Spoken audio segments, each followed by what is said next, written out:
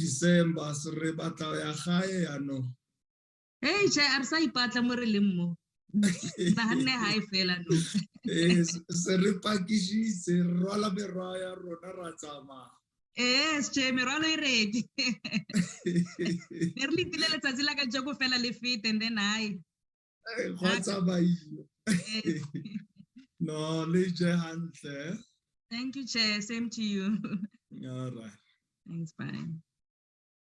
Good morning, honorable members. Morning, Chair. Morning, Chairperson. I hope you've had a good start of the week. Let us proceed and get this meeting of ours on the go. Manyamza, any apologies? Thank you, Chair. The minister is still abroad. Yes. DM Gwatyu has a bereavement in the family, and DM Kappa as well. I've got apologies from MP Chwete. She's not feeling well. MP Mbabama has an outstanding commitment for today. Yeah. Thank you very much, Chair. Thank you. Mam Kakaza, any apologies on your side? Nothing from myself. Thank you, Chair. No, thank you. Please also note that although the DG Ntate Ramasodi is on the platform with us, he will just follow the proceedings. He's not well, and he's also suffering as his voice is very low. So please keep him in our prayers. DG, we wish you well, but I did receive an apology from him earlier telephonically. Honorable members, allow me this morning to welcome you all to our Portfolio Committee meeting on agriculture, land reform, and rural development. We have woken up this week having lost an honorable member of parliament and also a former deputy minister, the Honorable Ismail Ibrahim. Allow me therefore to take this opportunity to pay tribute to him as a fallen soldier and son of the soil. He was a bright burning candle of our revolution, who had flickered and who has flickered and fainted, but in light will forever glow and on in our hearts. He has been described often and as gentle and courageous, quite yet brave and wise, yet humble. Comrade Ismail Ibrahim. Recording in progress. Represented the quintessential best of what our movement stands for and the personification of the character South Africa needs as a nation in these difficult times. His life was a living embodiment of the values that shaped the ANC over its 107 years history. Those of us who grew up in the ranks of the struggle are familiar with the theory of the new man, but in Comrade Ibi, we could all witness its living manifestation. He truly was a light unto others. His example is much needed today to build a new society that is more caring and whose heart burns at the suffering and poverty that engulfs us all. His passion to serve our country was ignited at a young age, born of his triumph over personal adversity He joined the struggle at a tender age of 14 years as a young and inexperienced youth, radiating passion, enthusiasm, and a deep-seated desire to serve our people and our nation. Alexander Pope, in his 1771 essay on criticism, wrote, I quote, "Fools rush in where angels fear to tread," close quote. But Comrade Ibi was no fool. He was the antithesis of foolishness, ignorance, and arrogance. Even at a young age, he was not just a follower. He knew what needed to be done, and he could articulate the policy rationale for whatever task he undertook. He was fearless to the core, and this quality of his was tested throughout his life. He took on tasks and missions, knowing the perils and the consequences of the brutal torture, interrogation, and punishment that would be inflicted on him by the apartheid regime if he was ever caught. Yet it did not deter or detract him in the least. He started out doing the most menial chores, spending his free time selling copies of the weekly New Age at Durban bus ranks, after school, and at rallies and meeting places. The young Comrade Ibi was no ordinary newspaper vendor. He was disseminating valuable information about the liberation struggle and developing awareness and consciousness amongst his community and the masses. What an example to young people who have a plethora of social media tools at their disposal, yet many lack the awareness and consciousness to respond to the realities that surround them. He was still a young man when he participated in the Defiance campaign in 1952 and the Congress of the People in 1956 that led to the launch of the Freedom Charter at Kliptown. Again, he participated in disguise, knowing full well the perils of being exposed and caught. We must take a leaf from his shining life and the energy he put into building structures locally and abroad to advance the struggle. He undertook, without organization and clear strategy and tactics, our vision of shaking off our shackles were but elusive dreams. It is ironic that sometimes when the lights go out, our vision sharpens. Comrade Ibi joined Umkhonto weSizwe MK's Natal High Command and commanded an MK unit that carried out many acts of sabotage, including taking out most of Durban's electricity, sending a powerful message to the apartheid state that resistance to apartheid was gathering momentum. A timely lesson as the lights go out. Comrade Ibrahim was accused, number one, in the Peter Marisberg sabotage trial, which was also known as the Little Rivonia trial, in which he was sentenced to 15 years on Robben Island. True to his shining leadership caliber, he turned adversity into university, conducting political education classes for fellow prisoners, and along with the likes of President Nelson Mandela, Ahmed Kathrada, who registered for university degrees.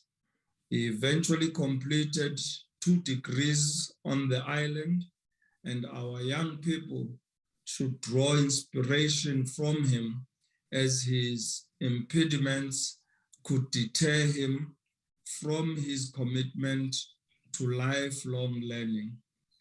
After completion of his jail term, he served a second sentence after being abducted from Swaziland, or Eswatini today, and tortured at the John Foster Square.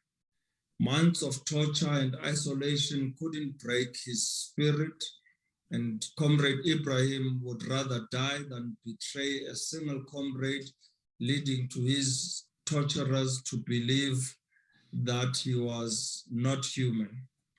Perhaps one of the least known accolades was the task given to him by President Mandela and our stalwarts of our revolution, Walter Sisulu, to convene the Patriot Front made up of 93 political, religious, and community organizations to develop a consensus on negotiations and the path forward towards a new democratic state. Comrade Ibrahim was a formidable leader and served on the ANC's National Executive Committee, the National Working Committee. He was also a member of Parliament and the chair of the Foreign Affairs Portfolio Committee, and he eventually became the Deputy Minister of International Relations and Cooperation. He devoted himself pre- and post-democracy to advancing the agenda of international solidarity and was a dyer in the wool of internationalists. In him, the struggle for Palestine has lost a powerful voice, but it is stronger for his intervention and efforts to build unity and to develop common positions on key issues. His work around the world on conflict resolution was seminal and a lasting tribute to his extraordinary abilities and visionary character. He will be remembered for his work in peace efforts in Kosovo, Colombia, Bolivia, Nepal, the Democratic Republic of Congo, South Sudan, Zimbabwe, the Central African Republic, Western Sahara, Palestine, and Kashmir.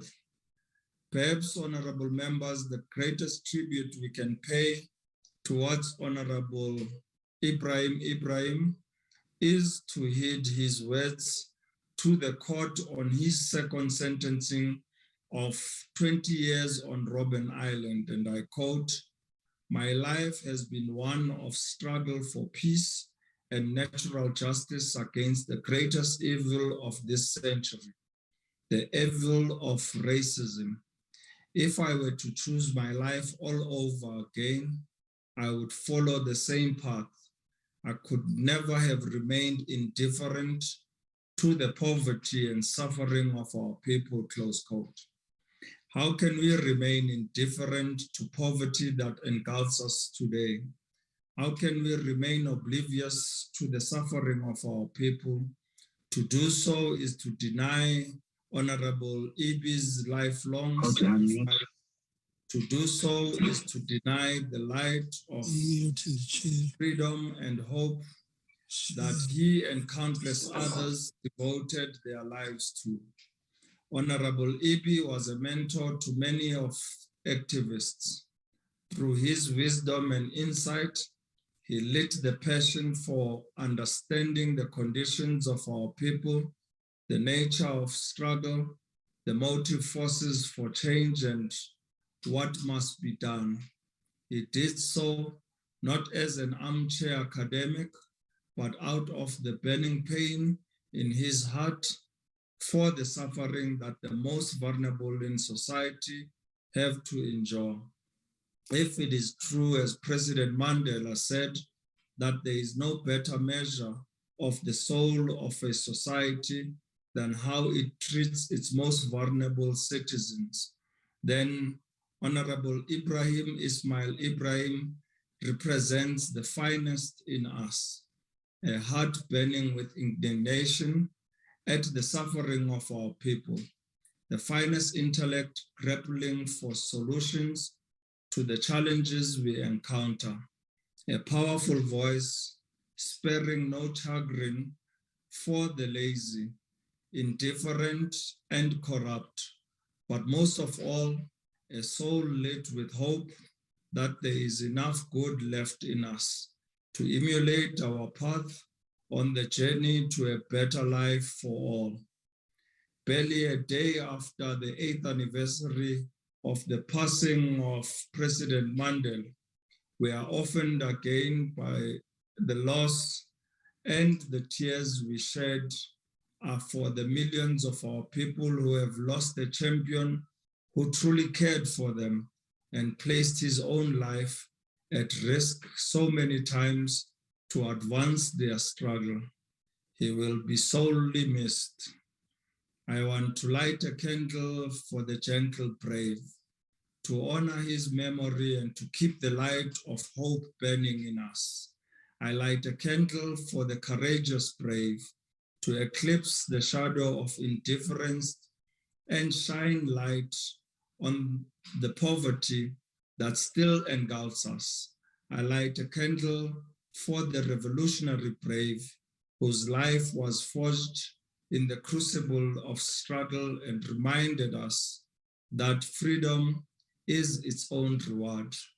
I light a candle for the gentle brave, so we may never turn a blind eye to the hunger in the eyes of our children and the tears of our hardships streaking down the cheeks of our suffering mothers.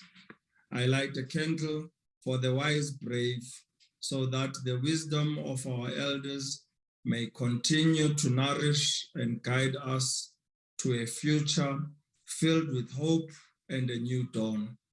These candles I light for my hero Ibrahim Ismail Ibrahim, son of the African soil, and with each rising sun, we shall remember you, celebrate you, and be inspired again.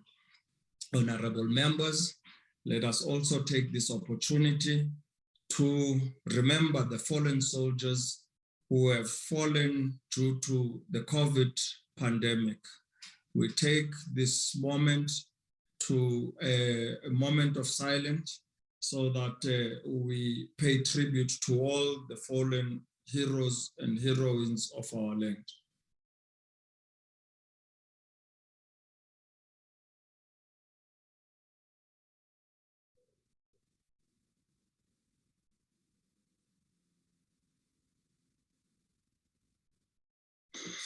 I thank you, honorable members. Let me also take this opportunity to wish those that are in hospital still suffering with the COVID pandemic. In particular, I want to put a special prayer and wish for a speedy recovery to Don Matera, and also His Royal Highness Nkosi Mangosuthu Buthelezi Ushenge Sogalisa, who's also tested positive for the second time. We keep them in our prayers and wish them well. I thank you, honorable members, for enabling me to pay tribute to one of our own. And we shall now proceed with the program and agenda of the day. Allow me to invite honorable members. The executive, we have received their apologies. Let me welcome the DG, Ntate Ramasodi. As I did say earlier, he will not be presenting his voice affected. Baupiti, please mute your microphone. Baupiti, mute your microphone. Please mute your microphone. Baupiti, please mute your microphone. Thank you. Thank you, honorable members, we will now hand over to the officials of the department, as we have a number of presentations from various CPAs. We will begin with Gwatyu, that been in the Eastern Cape in Western Timberland. DG and officials of the department, you are now welcome to take the platform. I see the hand of Honorable Stein. Mamu Stein. Morning, Chairperson and colleagues. And firstly, Chair, let me also wish my condolences to the ANC, yourself, and the family of the Honourable Member, Chair. Chairperson, I would like to propose that we do not handle the issue of Gwatyu today. I know it's very long outstanding, Chair, but I think it is very unfortunate that we only received the document late last night. Chair, and I've went through it. I don't see a lot of work that was done between our previous discussion on Gwatyu. And I would propose, Chairperson, like we want to do with District 6, that we rather get a briefing and then invite the members to our next meeting, because we cannot have this ongoing this and that and this and that all the time. And it's also unfortunate that Deputy Minister Gwatyu has extended an apology, and and also my condolences to him. Chair, that we rather not deal with it today. That's a proposal. Thank you. Thank you, Honorable Stein, who is proposing, you may lower your hand, Honorable Stein, who is proposing that we stand over today's presentation on Gwatyu. Please lower your hand, Honorable Stein. Any other input from honorable members?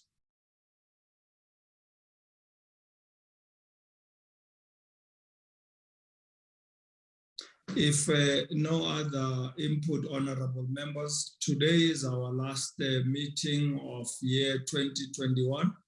I see the hand of Honorable Kabe. You may proceed. Thanks, Chair, and good morning to the honorables. Chair, I have also realized that this presentation came last night. And I thought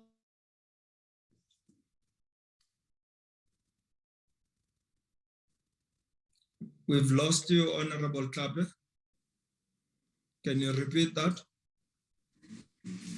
Chair, I was saying a pity that the executive is not here, like Honorable Stein is indicating.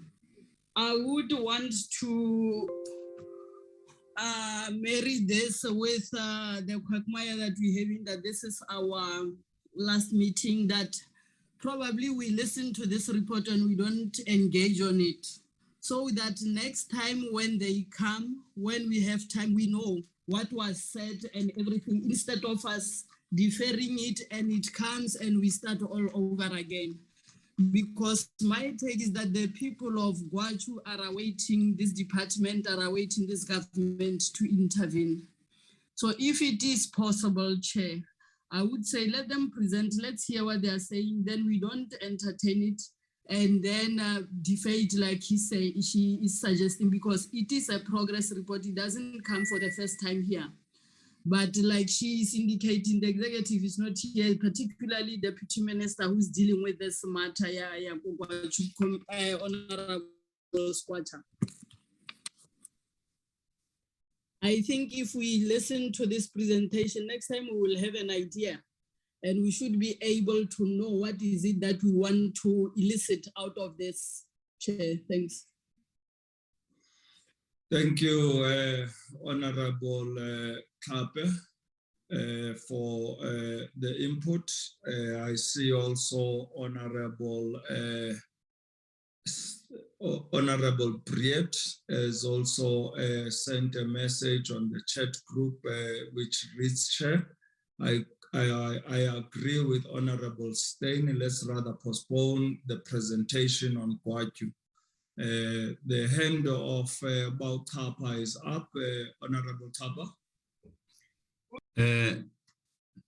Thank you, Chair. I have I share the opinion of Honorable Tape that the presentations will take us some steps forward rather than postpone even the presentations themselves.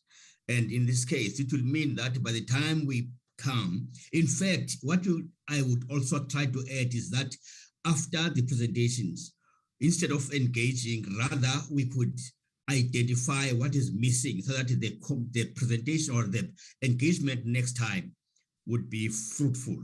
I thank you, Chair. Thank you, Honorable Tapa. You may lower your hand.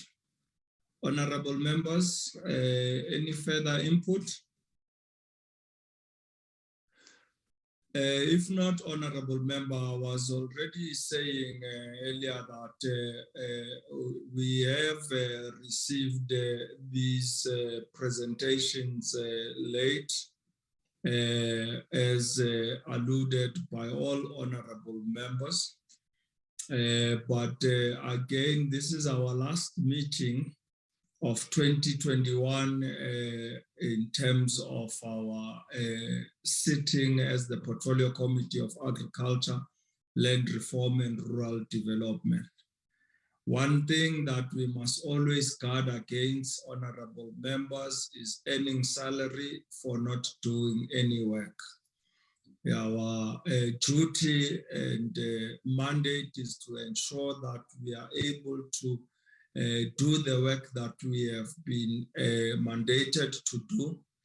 And I would request all of us to exercise patience, honorable members, in the sense that even though the information has been brought to our attention late, let us rather take the submissions by the officials. And if we have any further questions of clarity that we would want them to bring further, we can also make a request and therefore postpone this after they have presented for a first session when we open in the new year. So I would, having listened to your contributions, request that we exercise our patience, particularly when the entire executive is not here. It would not have the executive input that we require in addressing these issues. So let us enable what has been sent to us to be presented. If we feel, and I can already hear from the input from Honorable Steyn that there are some things that are missing, let us identify what are those things that are missing. So we have a fully prepared meeting for when we rise again in the new year. I therefore would like, with your permission, honorable members, to invite the DG and the department, officials of the department, to proceed with the presentation on Gwatyu, so that even those of us who don't know much of what is happening in Gwatyu can fully understand the situation on the ground. And we can also utilize the time of our constituency period and holidays, particularly those of us that live in the Eastern Cape and closer to the area. We can visit with the full knowledge of what are the issues on the ground and be able to prepare for ourselves when we rise again and Parliament is in session. We can be able to engage and participate fully informed. So I therefore invite the DG and the officials of the department to proceed with the presentation. And I see Honorable Steyn has also conceded and says she agrees with the chairperson. So let's move ahead, Honorable Member, just to take on the presentations. it is information to us that we can utilize to go and further engage with the communities to get more clarity on the issues. DG, over to you and the officials. Whomever the DG has seconded to lead us, please go ahead with the presentation.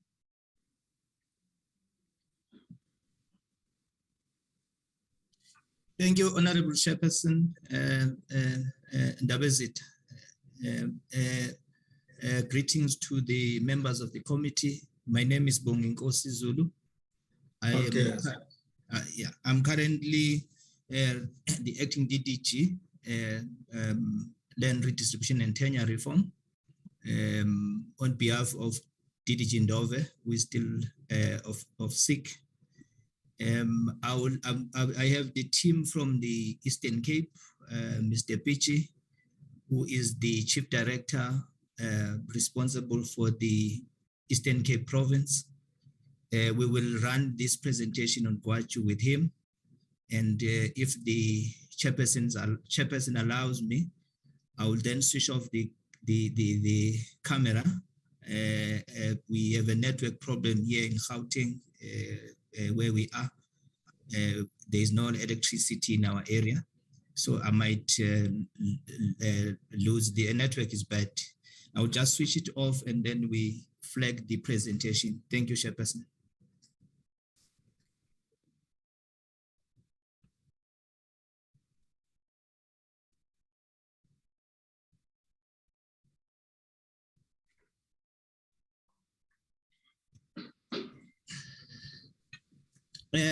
Honorable Chairperson and the honorable members, I will just run through the presentation and my colleague, Mr. Pichi, will come in and add wherever there are issues that I might have missed. I think the purpose is just to appraise the committee on the issues that we still dealing with in Gwatyu that relates to the matters of Gwatyu and the issue of resolving the disputes and the conflicts that are involving the land claims that are there. Also, there are other persons who were given leases by previous governments. There is an issue of the CPA registration, and also there is also in between the issue of the traditional leadership Amachachu that happened to be part of the Gwatyu farms. The farms, I'm not going to repeat the history of the farms, as the committee might have been briefed before, that we have 91 farms, properties, of which 3 of those properties, they are under the custodianship of the Department of Public Works. And these farms were acquired by SADT in 1977 and about 1979 from white owners for the consolidation of the Transkei homeland. So these farms at the time, they were farmed commercially by white commercial farmers prior acquisition, and later they were then leased to some persons during the Transkei government. Next. Then what has happened, I think, is just history, which I think the committee is aware of, that around 2014, the residents, some residents of the Gwatyu community approached the department requesting the department to dispose the land to the community and also to provide them with support so that they can farm these farms commercially. And accordingly, it looks like they were also advised to register a CPA, which of course they then submitted an application to register a provisional CPA in 2014 to the department. However, in 2015, the former department and the leadership of the Gwatyu community, which is now referred to as Gwatyu CPA, agreed after that process to undertake a property verification exercise, so that there is an understanding in terms of what properties are being referred to when we talk about Gwatyu properties, what are those properties, what are the existing farms, and also determine what is happening in those properties. And then that land audit was undertaken in collaboration with the Eastern Cape Department of Public Works, as well as our unit, the Surveyor General, because they had to determine the boundaries of these properties. Next. Then after that, that land audit was completed in 2015, and report was shared amongst those who were affected, including the committee of Gwatyu. However, in 2018, also the department received a formal PIA request through the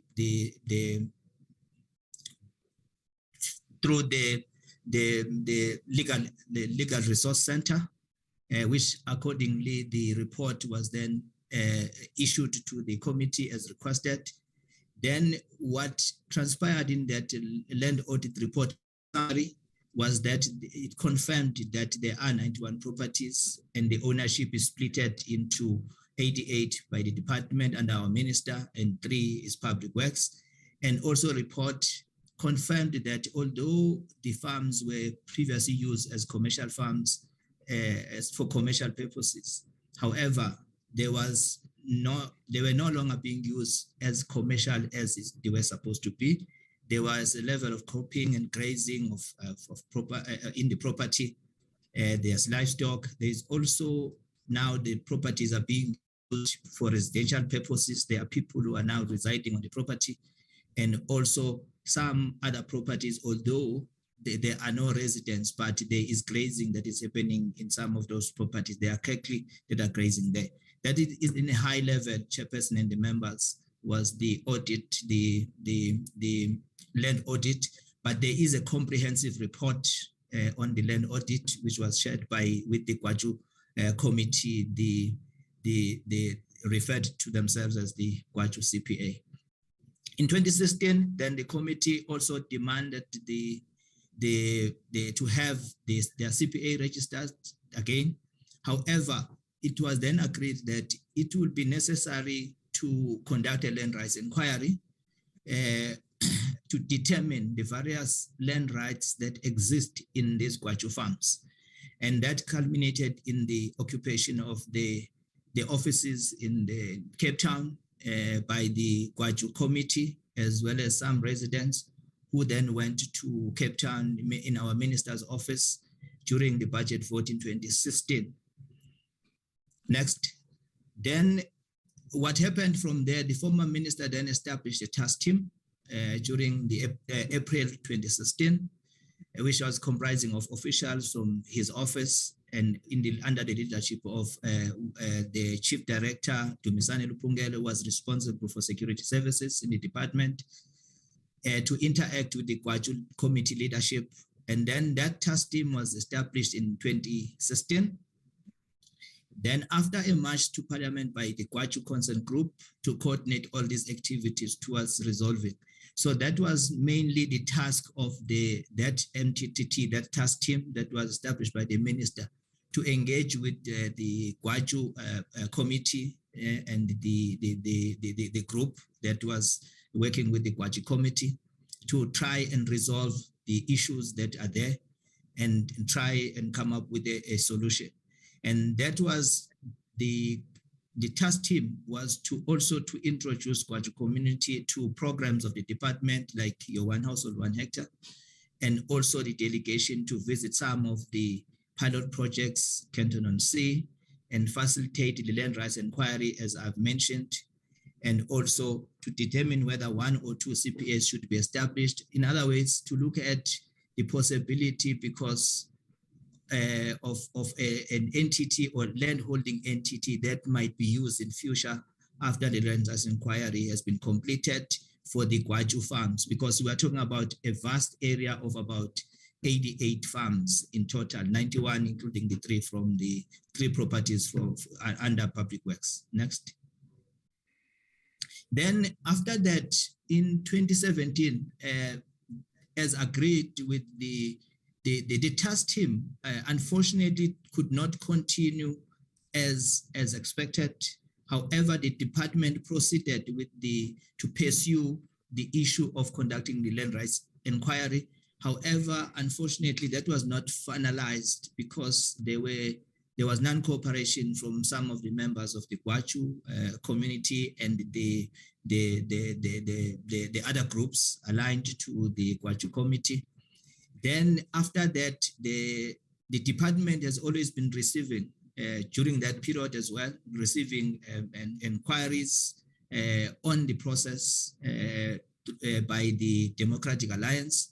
And in 2019, there was also a march to our offices in East London, which was organized. And then after the department led by our province in the Eastern Cape met with the DA in the Eastern Cape, the DA leadership in the Eastern Cape and the Gwatyu leadership on the 19th of August 2019 to try and deal with the issues that were raised during that particular march. Next. Then the land rights inquiry process after that march in 2017 by the group with the Democratic Alliance, then it was resuscitated. After that, it was agreed that the process must then be resuscitated on the 17th of August 2020, and it was then completed, the process of land rights inquiry, on the 9th of October 2020.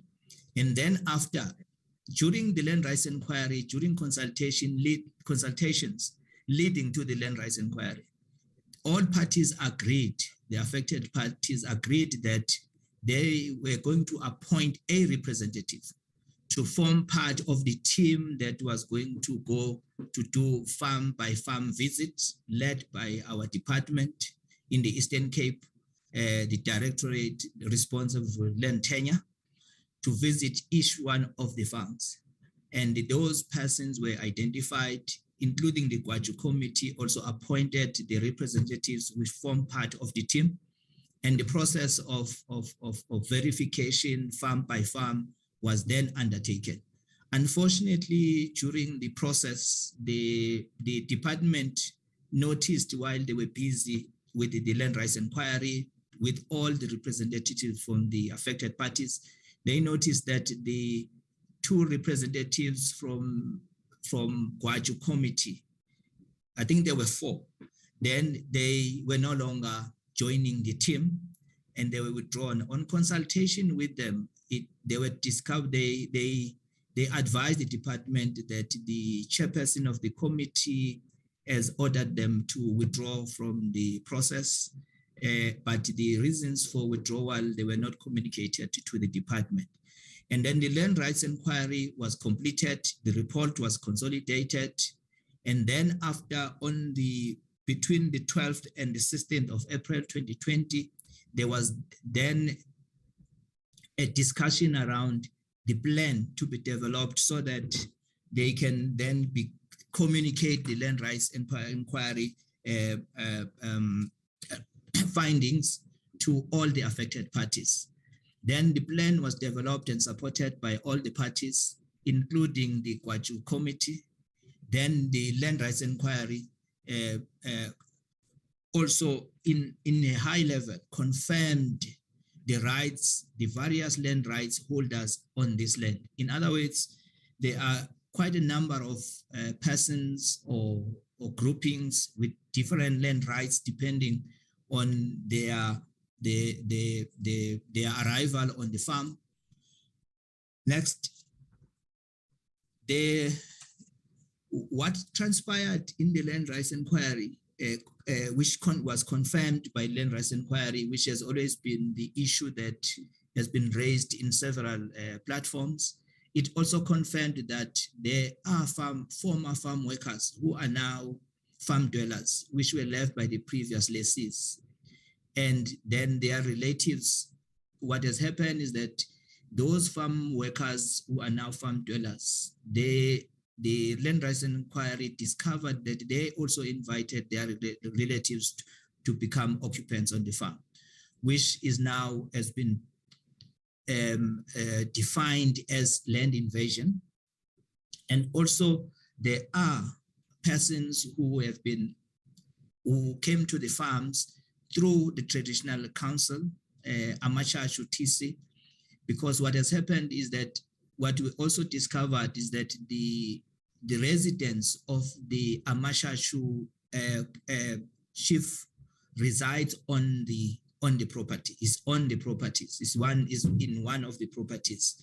That is what we discovered. Also that there are the traditional authorities, there are persons who are on the farms because of the permission given by the traditional council. And there are also former farm workers who are now farm dwellers. There are also former lessees who were given leases by the former Transkei government, who are also, they've organized themselves into an association of persons who were leasing these properties and had leases from the former Transkei government after the land was acquired and transferred to the state. There was also a land claim that was lodged by Amashashu Traditional Council, which was then, when verified or the communication or referred to the Land Claims Commission, the Land Claims Commission confirmed that yes, there was a land claim. However, the land claim, according to the commission, the Land Claims Commission, the land claim was dismissed. But when you go to the communities that are very much aligned to Amashashu Traditional Council, they still believe that their claim is legitimate. The department will still need to engage with the department on that particular claim. The Land Claims Commission can provide more details on the land claim. They've done so in our discussions when we're discussing this particular matter with the Deputy Minister. Then, in terms of after the land rights inquiry, there was a discussion in April 2021 with all the affected parties, and a plan was developed to now workshop all the different communities residing in Gwatyu after the land rights inquiry was completed. So the land right, the farms, all the 88 farms were grouped into 10 clusters, depending on the location of each one of the farms. Those 10 clusters were then going to be consulted on various dates, and the plan was then presented to all the stakeholders, and then it was supported and agreed upon. However, when the first meeting with the cluster 1, which was one of the farms in the Glencoe farm, then the meeting was then disrupted. It did not proceed up to a point where the SAPS was called, and that meeting had to be adjourned or cancelled because the situation was not conducive to continue with the meeting. Then the main issue in that meeting was that the Gwatyu committee was questioning the presence of Amashashu Traditional Council representative. However, in terms of the department, the reason why all affected parties, all parties that were involved and affected during the land rights inquiry, the agreement was that we will have to consult with all of them on the findings or outcomes of the land rights inquiry. So therefore, that process of the workshopping the communities in the 10 clusters of these farms then was put on hold. Then the department then after came back to look at how do we then move forward. Then there was an engagement with the Deputy Minister, which the department agreed to say, we will have to start the process afresh and start engaging all the affected parties to try and resolve the current impasse.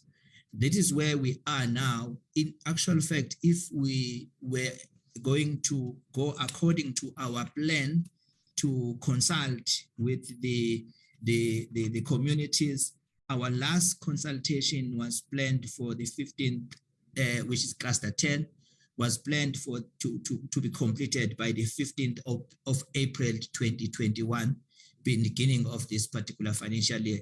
Because our plan was that once we have done that consultation and the report is adopted and agreed upon by all affected communities, then the process of sending a submission to the ministry was then going to commence.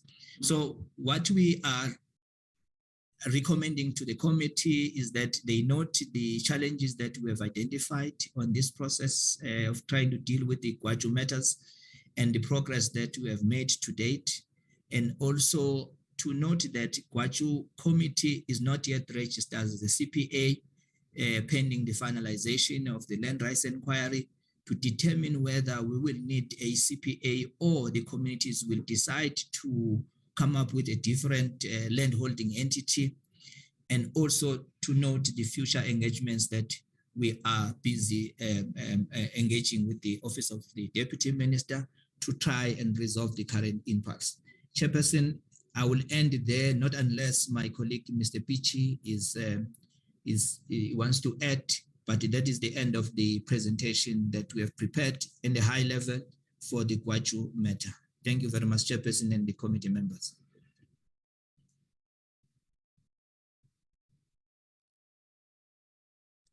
Thank you, Make.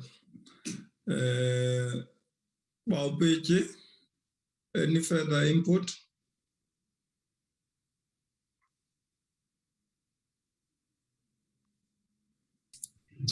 Good morning, Chairperson and the committee. Mr. Biki has got a problem. I'm one of the directors. I'm working under him as the tenure director. My name is Peli Wemdugatandwa. He's got a problem. He cannot hear the proceedings of the meeting, but I've been communicating with him on the phone. He says I must just take notes for him. But listening from the presentation from Mageba, there are no additions, Chairperson, from the province. We agree with the report as presented. Thank you, Chairperson.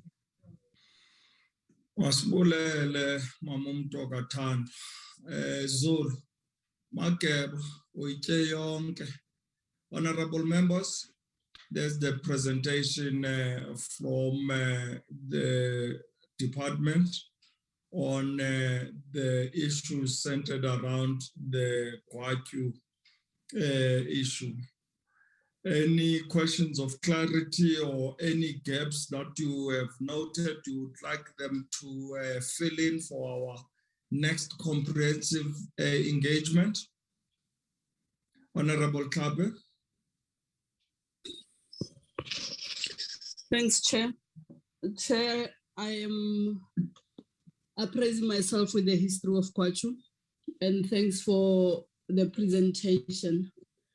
And where I'm seated, I would not know what are the gaps, except the observations that I have seen that would need the intervention of this committee. One is that, yes, according to the history that I don't know of, it means there can't be just one CPA in Gwatyu, and that will need political intervention. Listening to the presentation, which this committee possesses.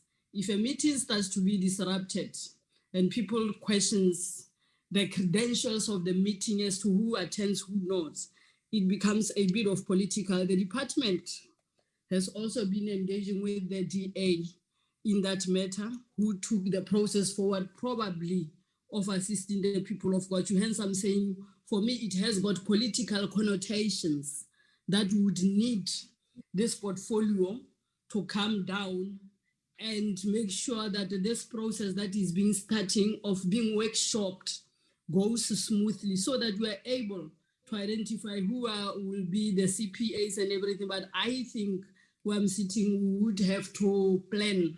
Also, if it's not 2-3 days, go down, also listen to the people and make them understand why this process has to start, of making this inquiry and ensuring that at the end of the day, the rightful people, no matter it's not one, it's more than one people or a communities that needs to establish CPAs then benefit out of Gwatyu are served, Chair. Thanks.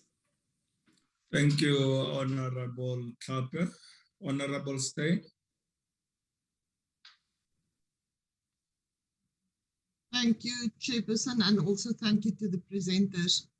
Chairperson, I agree, and that is why we brought this to the attention a while ago of the portfolio, that it needs intervention. Chair, as far as I know, there's a breakdown between the community of Gwatyu and the officials who is dealing with this. The trust that is supposed to be is not there anymore, and that is also why it has been long ongoing, and it just seems like it's not going to be resolved. Chair, I think what we need from the department before we actually do go plan a visit or our next steps is that we need to find out from the department why the CPA was never registered, what the main reason was for that, because as far as my understanding is that the CPA did qualify at that time. Because that was, I think, the beginning of what I would almost want to say in brackets went wrong with the whole process. As the CPA tried to establish a CPA, it never happened. Then, Chairperson, I also understand that land audits were made in the beginning of 2000. The first land audit, it was never made available, and the implementation of that never happened. And then, Chairperson, I think we need to understand from the restitution from the Commission what the reason was for the land claim to be dismissed, because as far as my understanding, it was before because it happened before the cutoff date of 1913. So I think there's a few things, documents that we need to get from the department itself before we go down. But Chair, I do agree. It is actually sad to see that such fertile agricultural land is just lying there fallow, because there's this disconnect or breakdown. People need to farm, Chair, on that land, and land invasions is happening. People's lives are being threatened. There was a few cases of where people, lives were threatened. So I think it needs urgent interventions from us, Chair. And my concern is, if I look at the report that we are receiving now, not much has happened since 2019 again. And I know COVID is always in, but I think it's this thing of the breakdown of trust between the communities and the departments. And also the community said they want the minister's intervention because the same breakdown of trust is also now with the deputy minister, Chair. So it will need some support from us. Thank you, Chair. Thank you, Honorable Steyn. Dr. Matthias. Good morning, Honorable Chair. Good morning, Dr. How are you today? Good day, Muranaka. Ritsuila Namlat. Ikabele ukwile. Not irrelevant Chairperson for the opportunity. Look, I agree with Honorable Steyn that there's really not worth of anything to comment on this, because there's no work done at all by the committee. Or not by the committee, by the department. And this is bordered on laziness by government officials. The inquiry collapsed when a meeting was disrupted. And that's all what the officials from the department have come to report. There's nothing really enriching from the report that can be taken home. Whereas the report does not illustrate the long history of Gwatyu and when this matter was first brought to Parliament. It was brought in 2016 by the Economic Freedom Fighters. At the time, Tate Nkwana was the minister. And they raised it as if it was first brought to Parliament by the DA in 2018. That's how shallow and that's how bad this report is. But then, be as it is, may agree with Honorable Tlhape that perhaps the committee itself will have to go there. We have been trusting the minister or the deputy minister, Gwatyu, to deal with this matter. It's clear that he's incapable of bringing this matter to finality. Perhaps it's because of invested political interest in the whole thing. We are aware of ongoing ethnic and tribal polarization there between various ethnics among the occupants of the land there. And we're aware of the relationship between the minister in the presidency,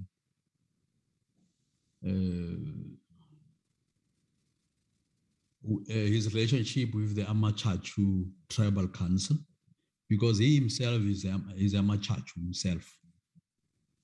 His uncle claimed to be the leader there.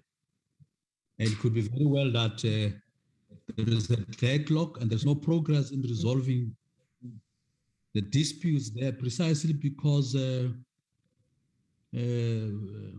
Minister Mondli Ngungubele's uncles has vested interest in the whole thing. If you did not know, Chairperson, the traditional leader there who claims to be leading the Amachachu is the uncle to Mondli Ngungubele. And we're bringing this that it must be known here. And if you did not know about it, we're telling you. And the DA must know that we are in touch with the people, because what drives us is not making drives us in pursuing this matter, is not making some political statements or cheap political comments about this. It's about ensuring that that land is transferred to people who have been occupying that land. And these people are organized under the CPA, the Gwatyu CPA. So I agree with Honorable Tlhape that at some point the committee must go and spend a week there and get to know the dynamics in Gwatyu and commit once and for all that 2022 will not come to end without having resolved those matters there. Thank you, Honorable Chair. Thank you, Dr. Matthias. Let us also, honorable members, caution in casting aspersions on number of people in terms of ethnicity. I would also want to correct that the area of Gwatyu is made up of Abatembu, and you would all know that I'm a chief of Abatembu of Mves. Now, that area is in Western Tembuland under the Matanzimas. And Amachachu are the fourth tribe of the Tembus in the Eastern Cape. You have Amachachu, Amadlomo, Amahlanga, and Amandungwana that make the Tembus of the Western Cape, of the Eastern Cape. The Mvelases are Tembus of KZN. But if we are to make such cast aspersions to honorable members because of their relation, we've also must take note that your very own leadership, Honorable Matthias, sent to His Majesty King Zwelibanzi Buyelekhaya Dalindyebo a gift in the manner of a Mercedes-Benz, who is actually senior and the head of Abatembu.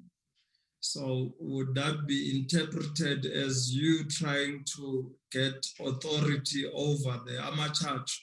We don't want to dwell on such issues. We just want to deal with the real issues before the committee and be able to address the issues on the ground. So I think we should just restrict ourselves and deal with the matters at hand.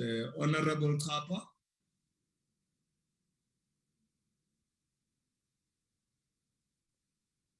Thank you, Chair. Thank you, Chair. You must tell Matthias that all of us as the Tembus are your subjects, whether you are Chachu or you are Domo, you are subject of them Velases. No, that's hard stuff for him. Thank you, Chair. Chair, let me also thank this part of a presentation. I don't think this is a futile exercise. But I also want to add issues that maybe I would like the department to highlight or uplift when they come back to this presentation. One is that to highlight the sustainability of these farms. I say this because sometimes you remember there are weaknesses in our situations where you can give a hectare to 10 families and say they can farm. But now, if this one is made to be understood, even the potential, which I think there's a lot. And another thing is, I would also like the department to highlight to us how much farming is on farms. Because I know it for a fact that in our society, there's a tendency of occupying the land for the sake of occupying, not for agricultural production, but it would be good to know that how much farming is actually on the farm, which is also based on this potential I was talking about. And that issue what Honorable Clark was talking about, the political intervention is very, very important. But I would like to separate it from political interference or involvement. But the department can advise us also that in this case, the involvement and the advice or guidance by the DA was a useful and sustainable thing, so that if it needs be, they need to tell us if EFF goes there and if PAC goes there and goes with those community, that will be a very good idea and sustainable and give us a direction. So I must have clarity there. I would also like the department to highlight somehow the implications of the involvement of that traditional council of the Chatus. And lastly, I would like the department now to highlight the areas where they feel, with the hindsight, that these are the errors and mistakes that were committed by the department, and they will be corrected, and how they will be corrected, because it is possible that there are things that the department did not do correctly or did not understand properly. But if they do that, it will assist that by the time we come again, they'll be able to say, we made a mistake there, this is how we corrected it, and that's how we are going to correct it. I thank you, Chair. Thank you, Honorable Kapa. Honorable Mmamaro. Ondomse, Tengeb. Chairperson, Chair has put in an apology. Thank you, Honorable Steyn. Agbare Priet. Hallo, voorsitter. Hoe gaan dit? Ek is goed, man. Ek is bly om dit te hoor. Dit gaan goed hierso. Die Vrystaat is nat van die reën, so dit gaan goed. Goed. Chairperson, I think that I can't say it better than my colleagues have said it. I think the points that were stated were the important points. Chairperson, from my side, maybe just an additional comment rather than a question is, us as a committee have been hammering on, for lack of a better word, service delivery, to see actual change on the ground, to see our communities having land, to see our communities being able to farm, to see our communities empowered. And I think this is an example of where, due to many factors, we aren't necessarily seeing that. I think the points that were made in terms of the CPA, in terms of the lessees, in terms of those details, I think it is important that we need to get that. And I think that we need to speak to the community of Gwatyu. If that means we need to go there, as some of the members have alluded, as we have mentioned last week we did in terms of District 6, then we need to do that. You earlier on during the meeting, Chairperson, you said that we need to work for our money, and we need to be a committee that can be reliant. And I think that's what we need to do. And I think that's what needs to be done. And in terms of a presentation, Chairperson, I think that needs to be escalated. What has been done, what are the steps taken, and then have an interaction session with it. Because as it has come clear, I think we are going to have to be the middenweg, the middleman in terms of this, because it seems to have a stalemate between the department and the community. But Chairperson, that is just my input. Thank you. Thank you, Akbar Breed. Honorable members, let me take this opportunity to welcome the Deputy Minister, the Honorable Squatcher, who's been able to join us on the platform, DM. You are most welcomed to our Portfolio Committee on Agriculture, Land Reform and Rural Development session. We also have received news of a bereavement in your family. We send our heartfelt condolences to you and the entire family of your lost, and may in time find healing and protection under the Almighty God.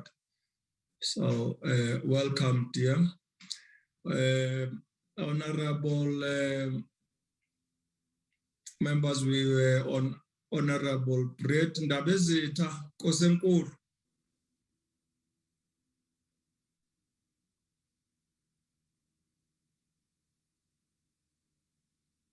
Ndabezitha, the Honorable Tebekulu.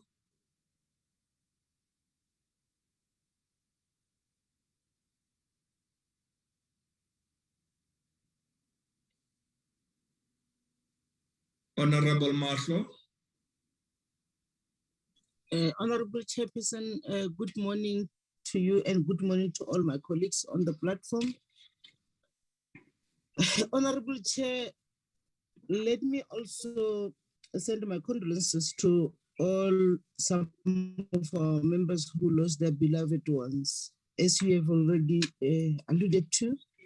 My input to what was presented to us today is that the department must do all they can to resolve all outstanding matters, so that in the next presentation, when we come back in 2022, we could be able to go for a visit as a committee, as it was already requested by other members that that should happen, so that we can be able to see ourselves to do oversight on this matter.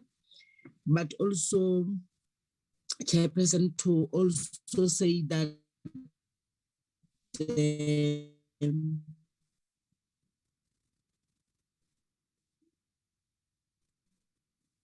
department, they must understand the problem that we have as a country, so that they do their things in the correct ways, so that our people can get the land. Where there's a dispute of political matters, we are here as the committee. They are not, officials are not politicians. We are there to assist them to solve matters that are related to issues of conflict in terms of political arenas or areas. So I think we have heard, Chairperson, as you have requested us this morning, Khoshiaka. As you said, we need to work hard and make sure that we do all what we can.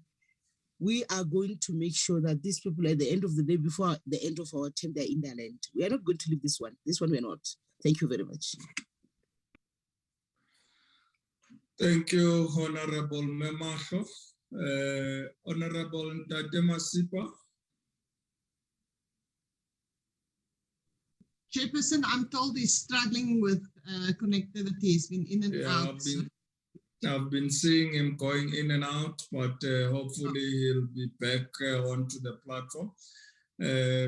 Honorable Montwedi.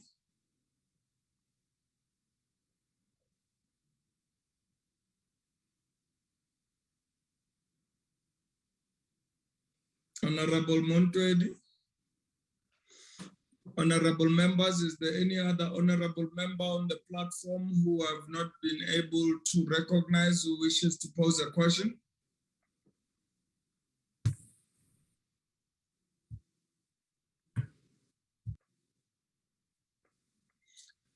If not, honorable members, let me also give comments and questions or clarity on the matter of Gwatyu. I find it difficult to see what it is, honorable members, that the department has done between February and November 2021. We say this, honorable members, because on the 9th of February 2021, the Deputy Minister, the Honorable Gwatyu, reported that land rights inquiry has been completed on all 93 properties in Gwatyu. The PSSC stakeholders meeting was disrupted by the Gwatyu farm dwellers who rejected the presence of the Amachachu Traditional Council. An intervention meeting was also led by the Deputy Minister, and a plan was developed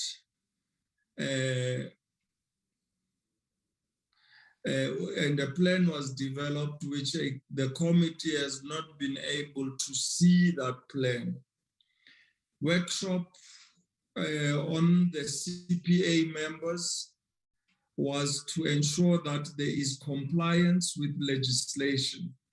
I actually asked a question in and around this issue: is there a registered CPA in Gwatyu? And I think that question confirmed and affirmed that there was no registered CPA in Gwatyu.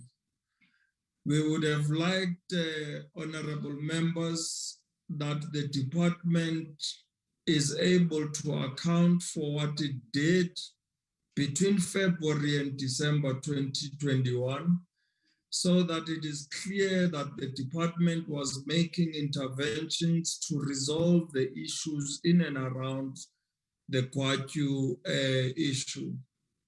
The committee, honorable members, expected to hear the following from the department: the results of the land rights inquiry with detailed analysis of the rights, including overlapping rights, as well as competing claims to the land, and processes of adjudication and confirmation of rights, to that so that it is a clear and secure tenure rights, meaning that Interim Protection of Informal Land Rights Act can provide guidance on these matters. Details about the land audit report, which detail the farms and extent of the farms, the land use, occupiers, lessees, or former farm workers, and other communities and vacant farms. Stakeholder analysis and processes of engagement with stakeholders. Also, future actions with clear timelines so that the committee can oversee actions of the department. Honorable members, one issue of interest is the 2000 audit commissioned by the Department of Land Affairs in the Eastern Cape Province. The report was compiled by Kingwell and Wood.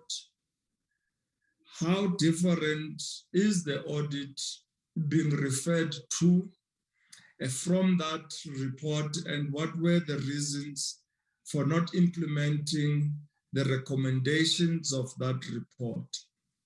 And I would also support honorable members the call from a number of honorable members to actually go on the ground and do an oversight in Gwatyu so that we can grapple with the issues and gain an understanding as to what has caused these delays. But in doing so, as Honorable Matiase has pointed out, the intrinsic issues in and around Amachachu Traditional Council. I want to bring it to your attention, honorable members, that every traditional council is subject of the king's crow. And therefore it would be proper for us in trying to understand the issues in and around Gwatyu, to engage also with the office of His Majesty King Dalimvula Matanzima, who's the actual administrator of Western Tembuland. And therefore we can be able to understand the claims in and around Amachachu Traditional Council.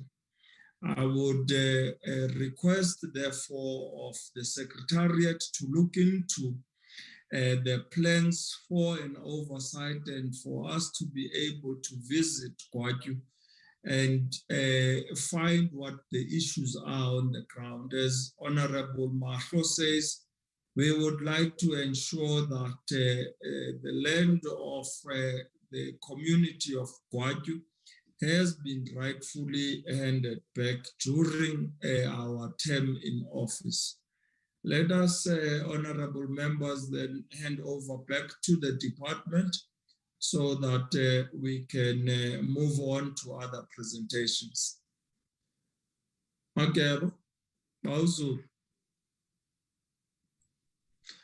Honorable DM. You may come in then just to close and have closing remarks after Obauzu on the matter. Thank you.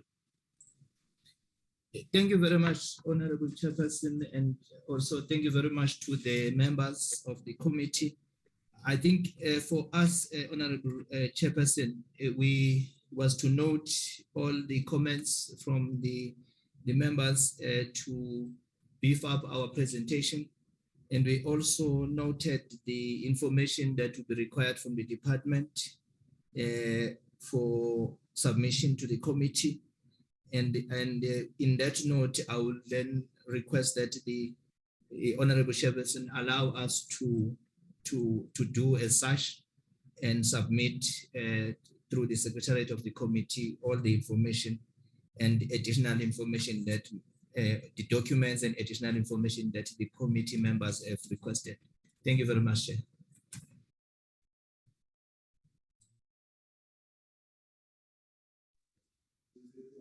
Thank you, Mageb.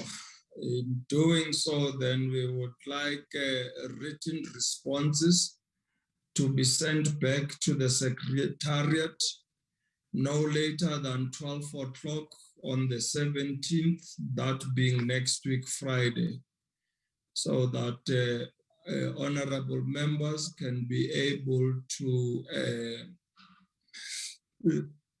wrap their heads around the issues of Gwatyu and prepare for a period if we are able to do oversight in the new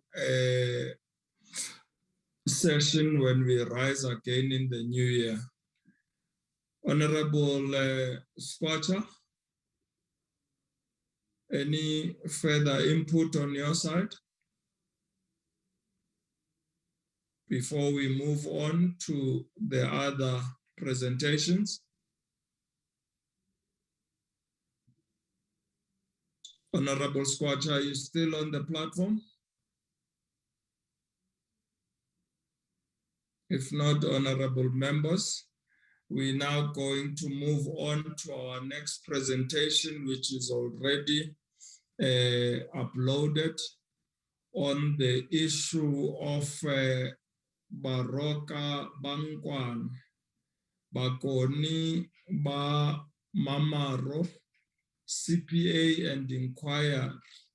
Let us hand over, honorable members, to officials of the department to take us through this particular CPA. Thank you. Thank you very much, Honorable Chairperson. Let me introduce my colleague who is going to take the committee through the presentation. Is Mr. Melton Chililo, who is the Acting Chief Director in our Limpopo province. I always struggle to pronounce the word, but he is here. He will take the committee through. Thank you very much, Chairperson.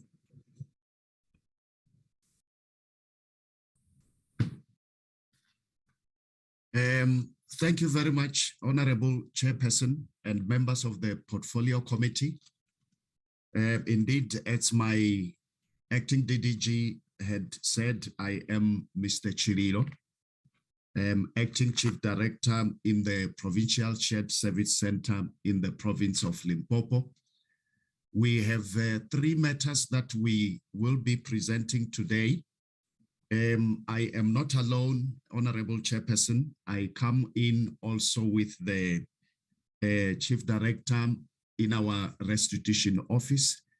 So I will present on the first matter of Mr. Mathebe, and then the second and the third matters within our Office of Restitution. And with your permission, then Chief Director, Mr. Mapoto, will come in and do the second and the third. Can I request that we go to the next slide where we will be talking to the Colin Mathebe matter. Honorable Chairperson, we received as the department a complaint or a matter through the Public Protector's Office where Mr. Mathebe requested assistance for adjustment of title that was supposed to be done through Land Title Adjustment Act. It is Act 111 of 1993. We have a summary here in just this one slide, but in our presentations that we sent, we also sent a 3-pager that is more detailed. Our slide here is just but a summary. I would talk to it and also delve into a little more detail that is in our Word document, just to beef this short version of our slide. Now, what happened was when we received the concern that it's from Mr. Mathebe through the Public Protector's Office, there were indeed several engagements which we held with Mr. Mathebe, and that's why we are saying here to refer to Annexure A1, but I will also talk to it. What happened was that upon investigation of Mr. Mathebe's application, as well as the consultations which we had also with our national office, it was found out that Mr. Mathebe's matter could not be resolved through the Land Title Adjustment Act, Act 111 of 1993. Amongst other reasons, it was that the act is not applicable on state land or communal land. That was reason number 1, which was also communicated to Mr. Mathebe. And secondly, while the clients alleged to have bought the land on which they required title adjustment, our investigations also found out that there is no title deed that was issued in respect of the people who are said to have purchased the land. Then Mr. Mathebe, of course, after all these explanations that we gave to him, could not benefit. What happened was our further investigations found that the land in question, upon which Mr. Mathebe and other people wanted title adjustment thereon, it appeared in our investigations that there was a claim that was lodged in the provincial office of Mpumalanga. So what we did was to engage our Mpumalanga counterparts in the department because we wanted to check if Mr. Mathebe and other people who are with him might have been part of the claim.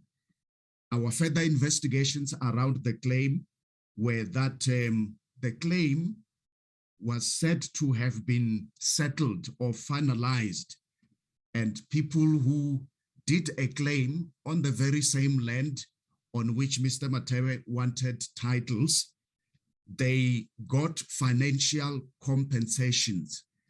And upon further investigations, we wanted to check if by any chance, looking at the attendance registers of the meetings that we held with Mr. Mathebe and others, if by any chance comparing their attendance list and the lists of the beneficiaries who already benefited through the restitution claim through compensation, if Mr. Mathebe and others fall within that list. Unfortunately, we realized that they did not benefit because they could not be part of that application. So it was like, as the province, we were in a kind of a difficult situation. Our wish could have been that they had lodged a restitution claim to have benefited through compensation, and they didn't, and that didn't happen. And but in the long and short part of it is that we communicated to the fact that it is not going to be possible. If I were to share shortly with the chairperson and members of the committee, when you talk of the Land Title Adjustment Act, Act 111 of 1993, it is that the predecessors or the forebearers of the people who would have come to you to request for title adjustment would have bought land, and they are no more. And the current and living generation would come to say, department, assist us then to adjust the title. In other words, the ownership of that land from our predecessors to ourselves. So where we are saying, Honorable Chairperson, we faced a predicament was that this act could not be applicable in this case because the land is state land. In other words, it is communal land. Should you give title to people on communal land, they will finally kind of own that land on title. And communal land would mean that there are government institutions like maybe your police stations, clinics, schools, and that's where we were saying on a communal land, this act, it's not applicable. And if we were to say what further advice could have been given to them, it was to say, can they consult the restitution office to see if they can be assisted further? But our gathering of information was that Mr. Mathebe and the people they were with were no longer keen to consult our restitution office. Possibly that is why they wrote to the portfolio committee for further assistance. I think I would end this one here, Honorable Chairperson, so that my colleague, Mr. Mapoto, would take the second and the third matter. Then we will take maybe further inputs that would come from the members of the committee concerning the Mathebe matter. I thank you, Chairperson. If through your permission, my colleague, Mr. Mapoto, can then come in and present the other second and the third matter. Thank you, Chairperson. Dr. Mapoto, you may proceed. Thank you very, very much, Chairperson, and the members of the Portfolio Committee and colleagues who are also in attendance, and Acting DDG Bonkinkosi. This Mmamaro CPA, it's not a CPA as yet, honorable members, because we only create CPAs once we have transferred land. It's a matter that is still being under investigation. We are still processing it. It is in the district of Sekhukhune in Limpopo. We have got 5 districts in Limpopo. One of the districts is Sekhukhune, which is the largest in terms of the width and the breadth of the land. The office of the commission in Limpopo received a claim by Matonyani Piet Mararo on the farm de Goede Verwachting 332 KT and Spiskop 333 KT. The land claim was lodged before the cutoff date of the 31st of December 1998. The land claim was then investigated, and the research report was approved on the 28th of July 2017. The investigation revealed that the Mararo tribe lost rights on portion 1 of the farm de Goede Verwachting 332 KT and the remaining extent of the farm's Spiskop 333 KT. The Office of the Regional Land Claims Commissioner consulted the claimants, informing them of the outcome of the research and also providing them with a copy of the research report. The land claim by Mmamaro tribe has since been published in the Government Gazette, number 29004, notice number 956 of 2006.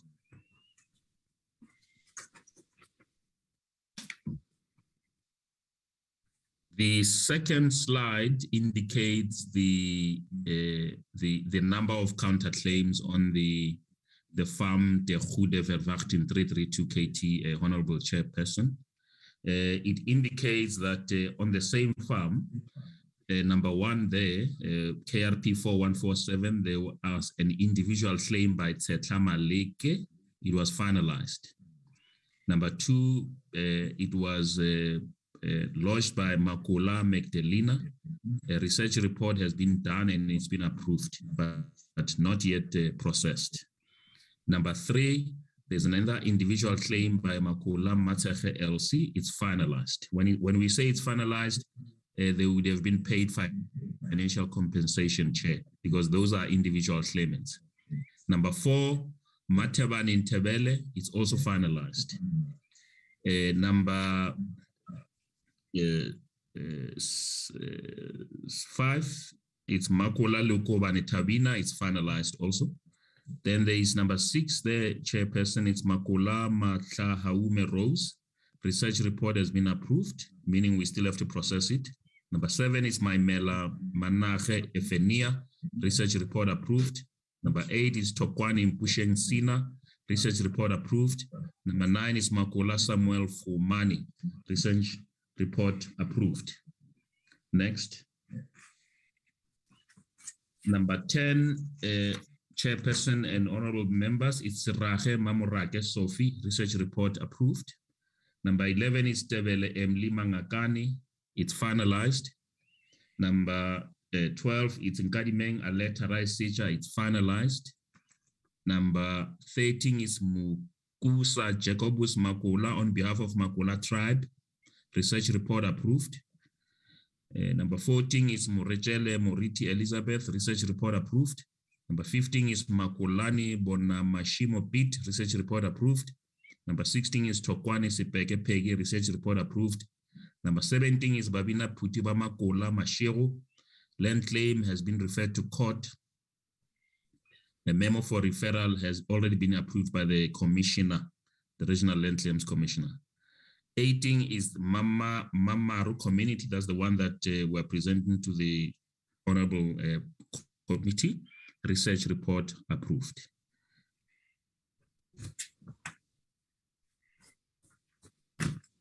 Now I'm taking you further on the farm. We're still on the farm, the Goede Verwachting 332 KT.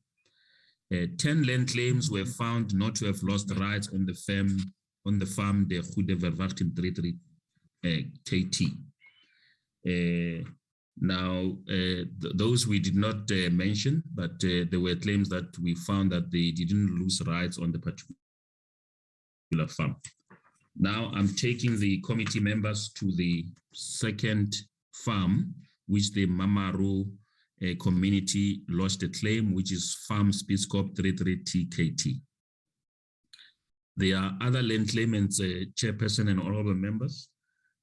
One of the community that has also lodged a claim on Spitzkop is at number 1, as it appears there, it's Ba Leshaba community. Research report is been approved. The claimants lost rights on portions 1, 2, and 3. The second community, it's Nkwana. Rule 3 research report is approved. The claim still to be investigated in terms of Rule 5. 3, Mambao Amsutu community, research report approved. The claimants lost rights on portions 1, 2, and 3. Choma MK, it's an individual person. Research report approved. The claimants lost rights on portions 1, 2, and 3.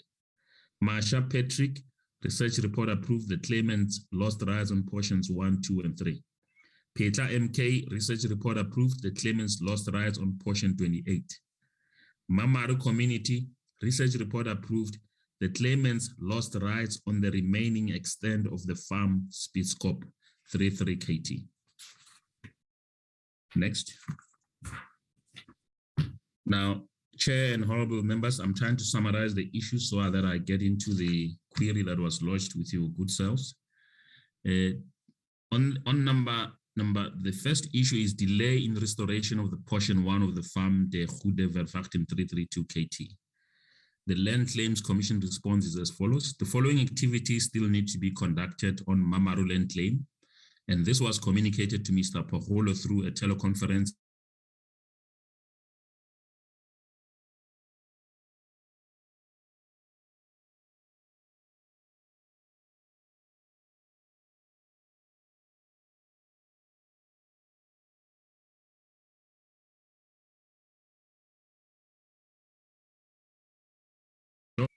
the land claim, conduct property valuation to determine the monetary value of the claim, negotiate the settlement of the claim with claimants and the current landowners, request ministerial approval when all parties are in agreement in the manner of settlement.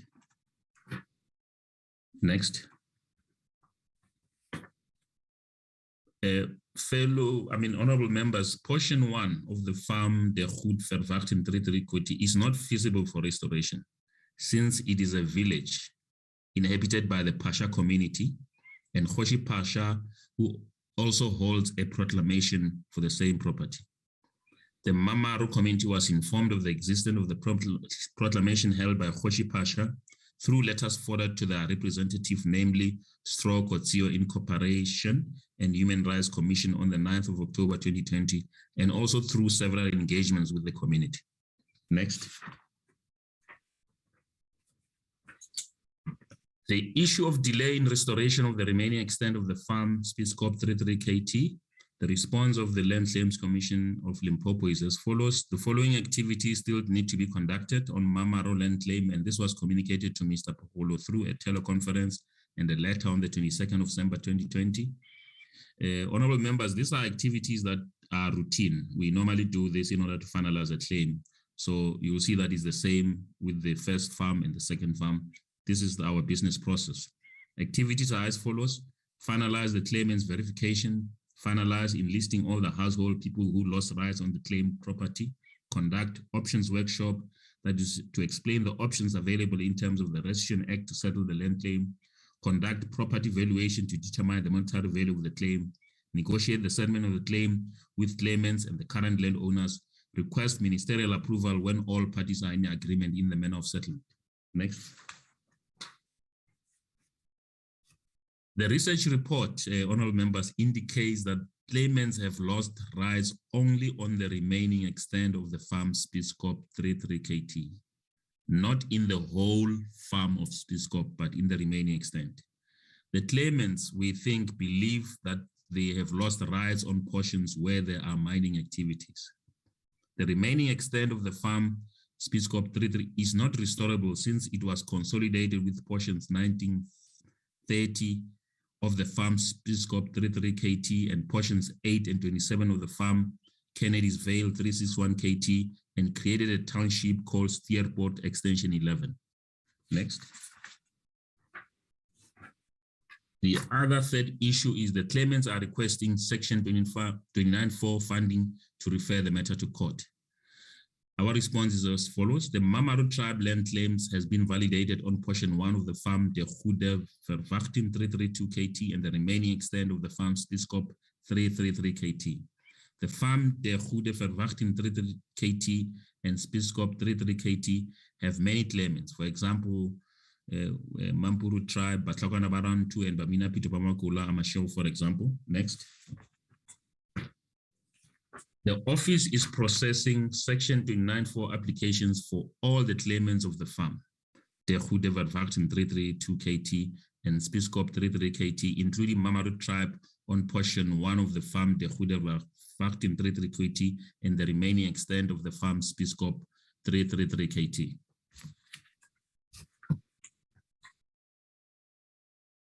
Honourable members, that is the report on Mmamaro as we have received the inquiry and as to the progress of the land claim. With your permission, I may then go to the second one, Chairperson. You may proceed, Ntate Mapoto. The second one is report on Baroka Nkwana land claim. It's gonna provide you with a status. It's a Sekhukhune matter. It's based on the, it's located in the district of Limpopo. I mean, in the province of Limpopo, in the district of Sekhukhune.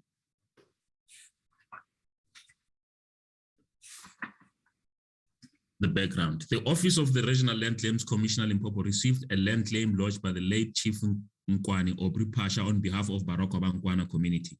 The land claims were lodged on 23 farms, namely Winterfeld 417 KS, Dal Josephat 418 KS, Rostock 410 KS, Nkwanistad 41 KS, Jacht Last 418 KS, Indy 474 KS, Skinot 462 KS, Swart Copies 413 KS, Moichelek 412 KS, G&G Government Grond 503 KS, Eerste Recht 502 KS, Medellin 538 KS, Hura Roop 315 KS, Switzerland 473 KS, Blau Boom Magistlo 428 KS, Hak Dorenhoek 409 KS, Ziku Gat 421 KS, Rodekrans 410 KS, Middelband 420 KS, Diamond 422 KS, Jobscope 41 KSS, State Kral 537 KS, Moy Plus 51 KS. Those are the claims lodged by Baroka Nkwana. Members must, honorable committee members must note that there are several overlapping claims on some of the farms claimed by Baroka Nkwana. In fact, a lot of them. Due to the overlapping land claims, the office then investigated these farms in 3 different research reports. The first research report was on the farm Moy Plus 51 KS and State Kral 537 KS. Research report was approved on 29 March 2016. The outcome of the research is as follows. Baroka Nkwana had aboriginal rights on the 2 farms. Dau tribe accumulated tenancy rights in terms of customary law. Masha community acquired beneficial occupational rights and are the proclamation holders as we speak. The second research report was approved on the 10th of March 2017. The outcome of the research in respect of those farms, the claim was accepted in favor of Baroka Nkwana on the 6 farms, that is Swart Copies 413 KS, Winterfeld 417 KS, Jacht Last 418 KS, Nkwanistad 41 KS, Switzerland 473 KS, and Indy 474 KS. Jibeng Community, Atok RDP Zonal, the Kingdom of Sekhukhune, Mpaketsane, and Magadimani Twing also have rights on the same farms. Next.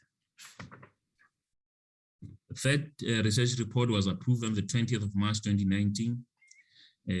Outcome of the research: Baroka-Ba-Nkwana lost rise on the farms Dal Josaphat 41 KS, Medellin 53 KS, Kunort 46 KS, G&G Government Grond 50 KS, Eerste Recht 502 KS, Huraroop 315 KS, Hagdoringhoek 409 KS, Zico Gat 421 KS, Rodekrans 410 KS, Middelband 420 KS, Diamond 422 KS, Jobscope 411 KS, Moyelek 412 KS, Salislot 718 KS, and Blow Bomekislo 428 KS. Now I'm going to take you through the table to show you which property is having a proclamation by a different community and which one is overlapping with another community and the status of the overlapping claims and so on, so that the members can understand the complexity of the claim. These are communal claims where people reside and so on. It's not the easy ones in urban areas. Mooiplatz 51 KS. The proclamation holder on that farm is Mashama Khopul. There's a government gazette in 1968 through the former homeland system that gave Masha the right of jurisdiction of the area. There's an overlapping claim on the same property with Tau tribe. Now, the status of overlapping claims is research report approved as compliant, which means that the Tau tribe's research has been approved. And the status of Baroka-Ba-Nkwana is that there's a gazette on the farm Mooiplatz and on the farm Stadskral, which is the second one that I'm going to allude to.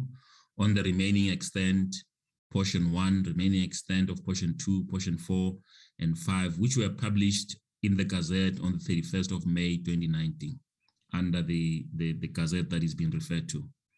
In respect to the second property, which is Stadskral 537, the Mashama Khopule community, which as a king, has a proclamation on that farm. The Tau tribe also lodged a claim on the same farm. Research report approved as compliant for the overlapping claim, which is Tau tribe. And the status is, as I've indicated on your right-hand side, that the farm has been gazetted in terms of the gazette that is indicated there, honorable members. Next one. The third property is Zwart Koppies. There is no proclamation holder, but there is an overlapping claimant community, which is called Jibeng community. The research report was approved as compliant on the 10th of March 2017, that is of Jibeng community. The Gazette was published on the 7th December 2018 under the referred Gazette. With regard to the status on Baroka-Ba-Nkwana, the Gazette on the farm Swart Copies 413 KS in respect of the remaining extent and portion 1 was published under Gazette number as it is referred to there. There is another, honorable members, there's another overlapping claimant on Zwart Copies other than Jibeng community is Atok Zonal RDP. The research report is approved as compliant on the 31st of August 2018. So on Zwart Copies, we have got 3 counterclaims. That is Baroka-Ba-Nkwana, they've claimed, Jibeng community have claimed, Atok Zonal have claimed. All of them have been approved as compliant. I'm now moving to Winterveld 417 KS. Some of the area of this Winterveld 41 KS forms part of the conservation area of this farm. Now, the Jibeng community is also a counterclaimant. The research report was approved on the 10th of March 2017. Gazette was published on the 7th of December 2018, as referred to in the Gazette.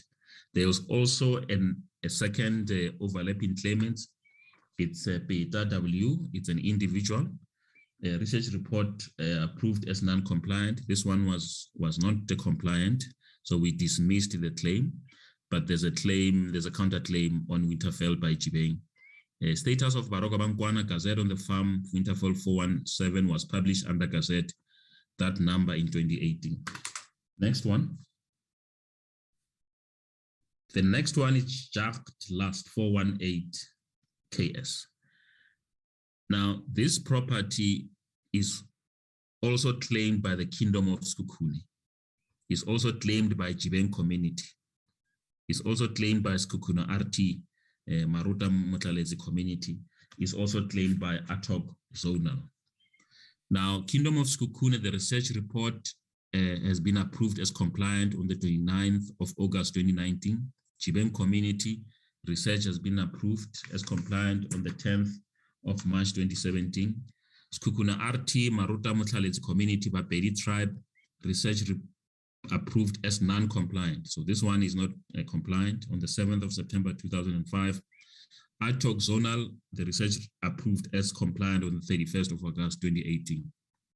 In respect of the status of Baroka-Ba-Nkwana, Gazette on the remaining extent, portion 1 and 2 of Farm Jacht Class 418 was published under Gazette, that is referred to in that column on the right-hand side. Next.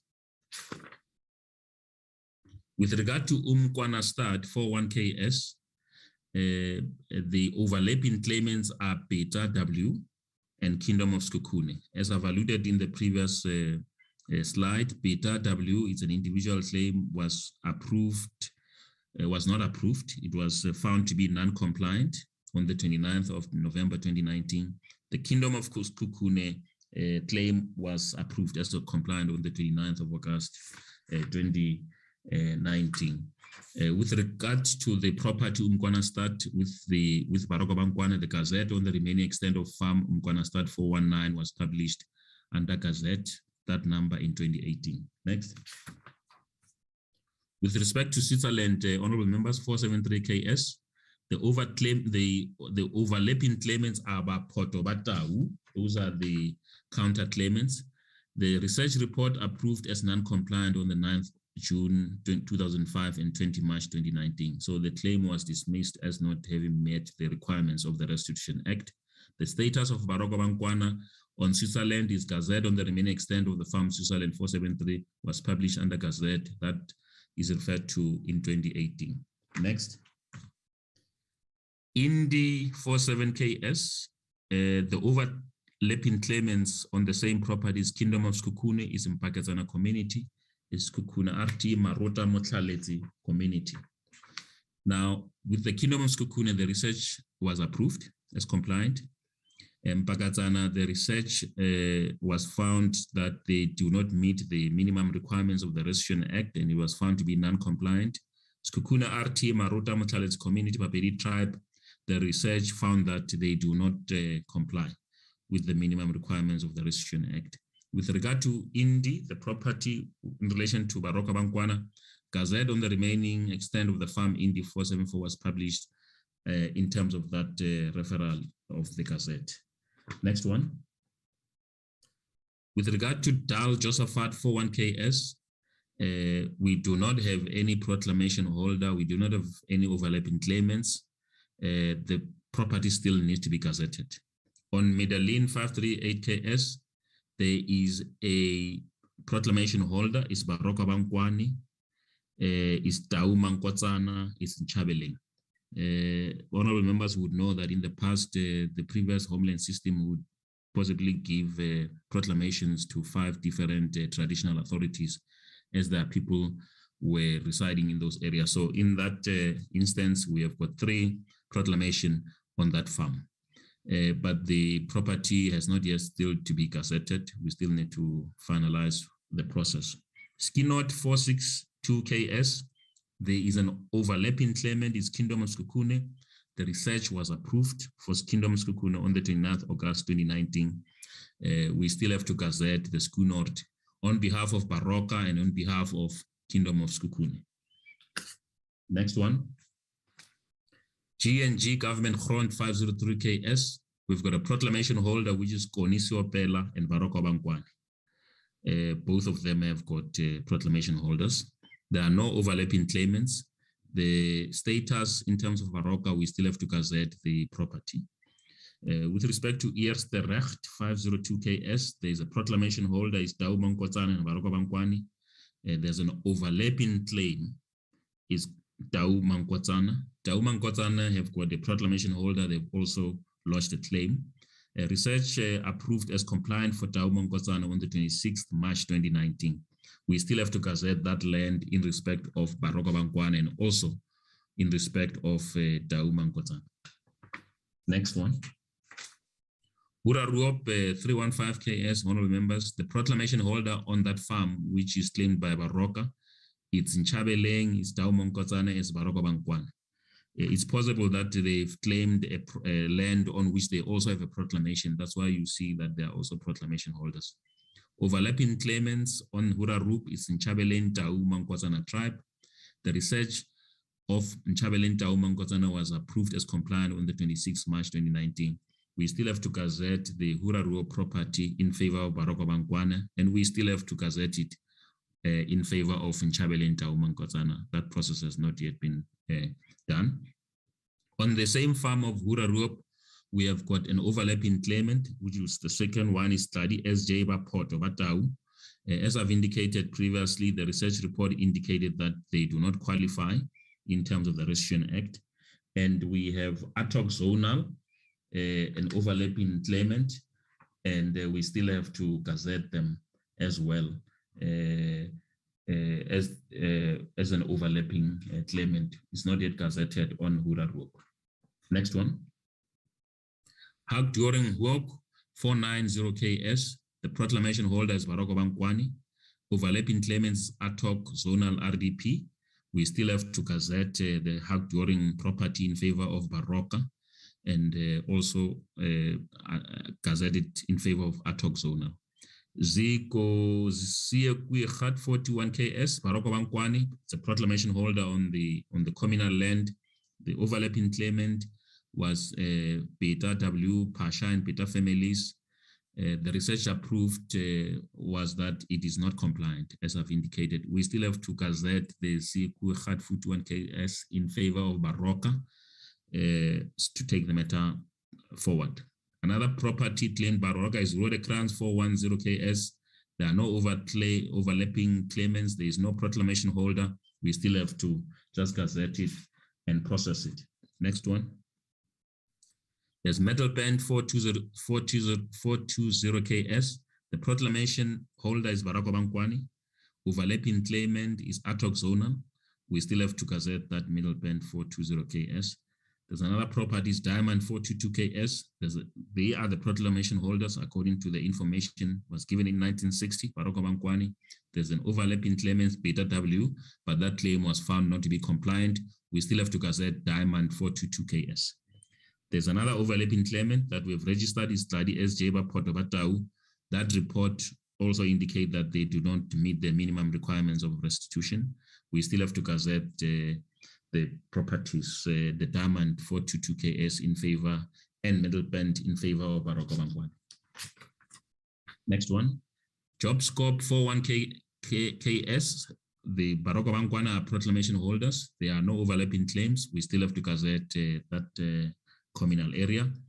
Moye Lake 412 KS. There's an overlapping claimant which is ad hoc zonal RDP. Research report has been approved. We still have to gazette that property in favor of ad hoc zonal and Baroka Bankwani. There's Jibeng community also. Research report approved as compliant on the 10th of March 2017. We still have to then gazette the Moilek 412 KS in favor of those three communities. Will be Jibeng, ad hoc zonal, and Baroka Bankwani. Next. Salis Lord 718 KS. There are overlapping claimants, Mampani M. Mampani, research approved on the 16 February 2009. That particular claim is gazetted for Mampani M. Mampani for that property Salis Lord, but we still have to gazette the same Salis Lord in favor of Baroka Bankwani. There is another claimant on Salis Lord, it's Shabangu ZS and Debelenzuza community. We have not yet undertaken research. We still have to do that bit. On property below Bumeki Slough 428 KS, there's a proclamation holder is Baroka Bankwani. there is no overlapping claimants, we still have to gazette the property in favor of Baroka-Ba.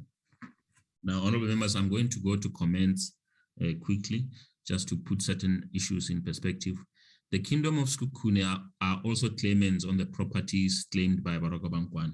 Now, the Kingdom of Sekhukhune is the kingdom that bought properties in the old days where they gathered cattle and so on, and they bought property. But those properties were never the title deed. There is a title deed. The kingdom, through their communities, bought farms totaling 34. They've got 34 farms, the Kingdom of Sekhukhune. But those farms are held in trust by the state under the custodianship of the Minister of Agriculture, Land Reform and Rural Development.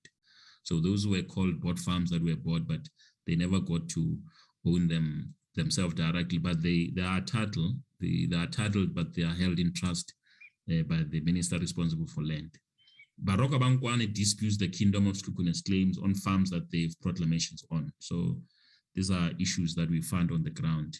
But there is evidence that the communities that fell under the Kingdom of Sekhukhune, they did buy land during those days in the past. Next. The Office of the Regional Land Claims Commissioner will arrange stakeholders meeting with Baroka-Ba and all other countering claimants on the said farms in order to discuss the best settlement model to settle or finalize their land claims. I've come to the end. It's quite a long presentation, honorable members, but that is the state of the Baroka-Ba claims lodged with us, and it's quite complex, but we are processing it. Thank you very much. Thank you, Ntate Mapoto. Any other further input before we hand over to honorable members? Bowser, you done? No, there are no further inputs, Honorable Chairperson. Thank you, honorable members.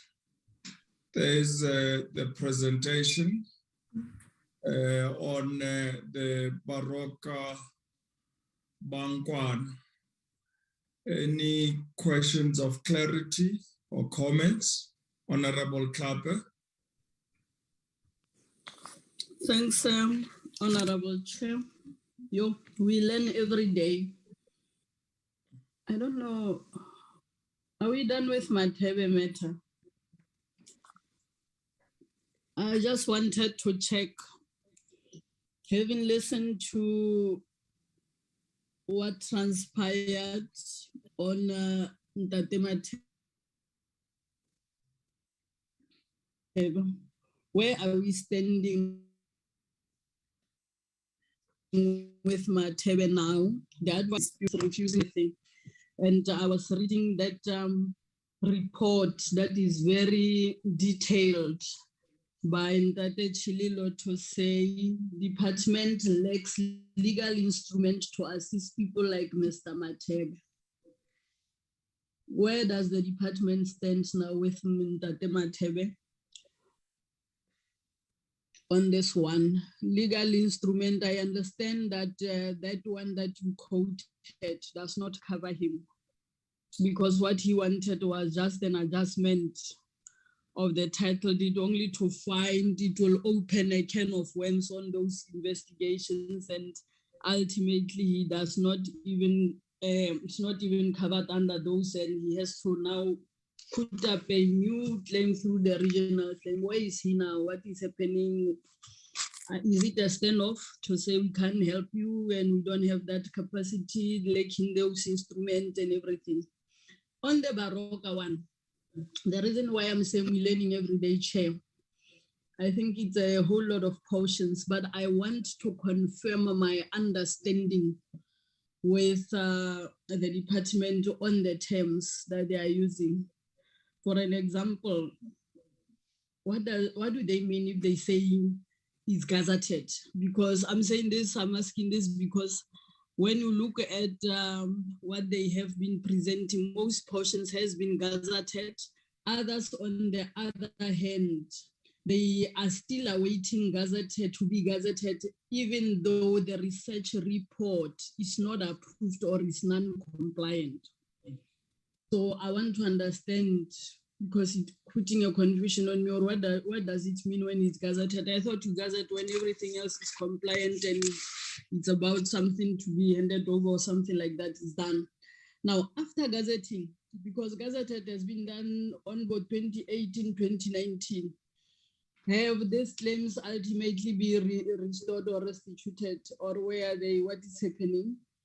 Two, these ones that are non-compliant, because it's the research report that is approved as non-compliant. Do you have mechanism of assisting them? Do you ever had cases where the research report will be saying non-compliant, then you have to help the claimant and it became approved? Or when it's non-compliant, you just leave it like that? Or are there any other mechanism? Because when land reform and restitution started, claims were done. We used to know that there was capacity in the department that people will even go to an extra mile of retrieving information, even in England, to help the land claimants. Are you still doing that? Or when it's non-compliant, it's what under the bridge, or what is happening?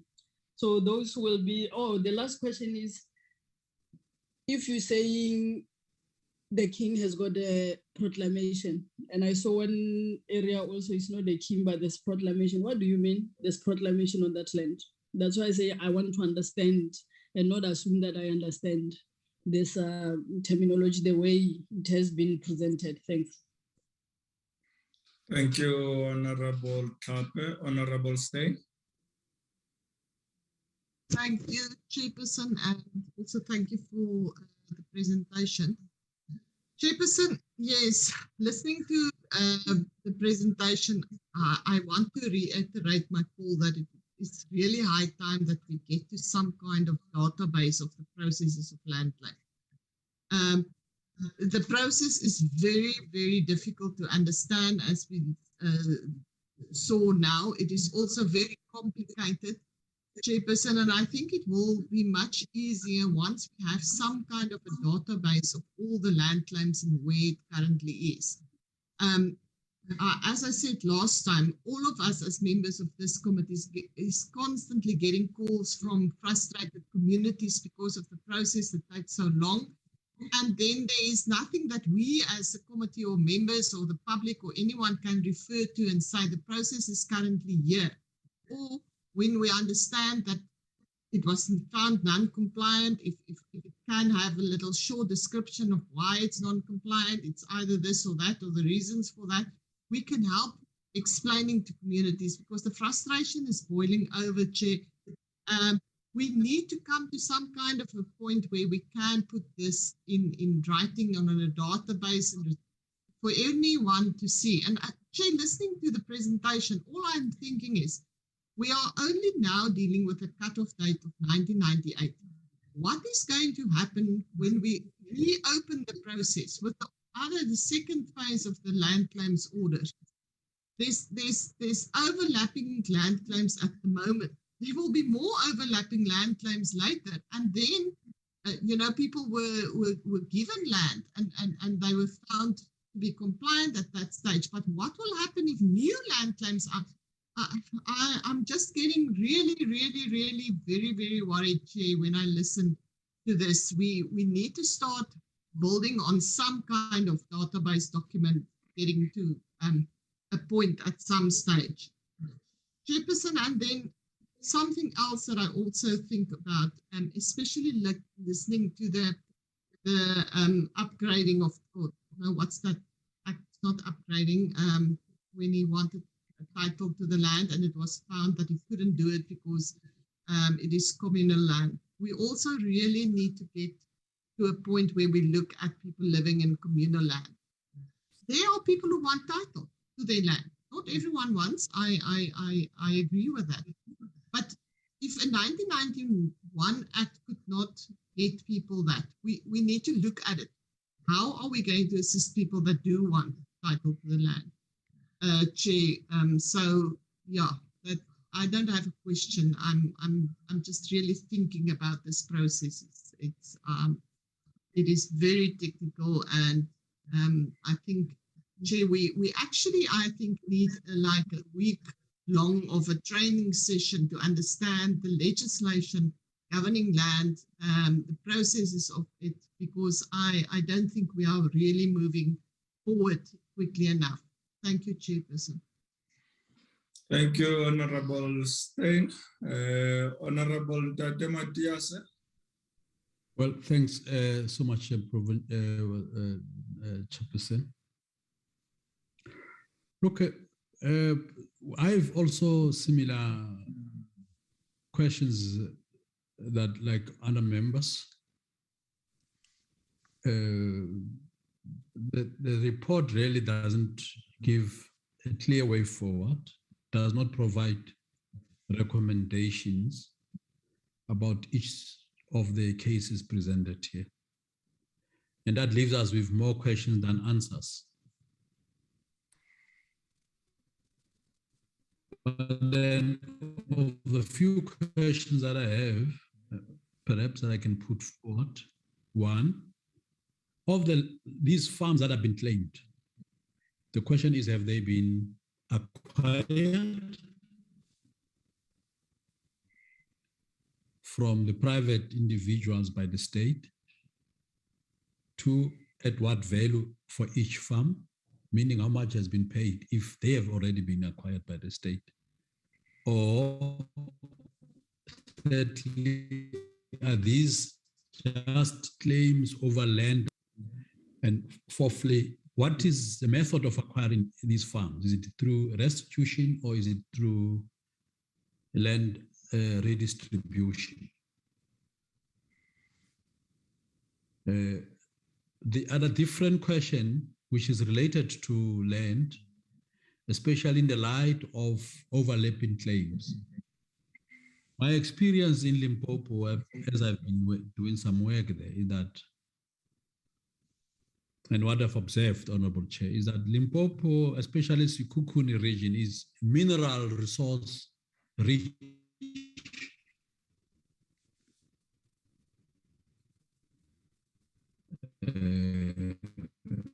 There are mines there for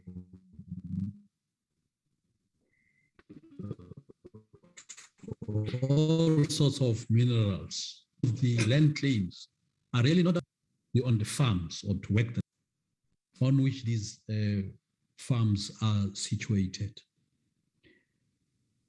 Now, the question to the department is, have they established the real motive or the real interest of the claimants? Is it really about land for agricultural and farming purposes?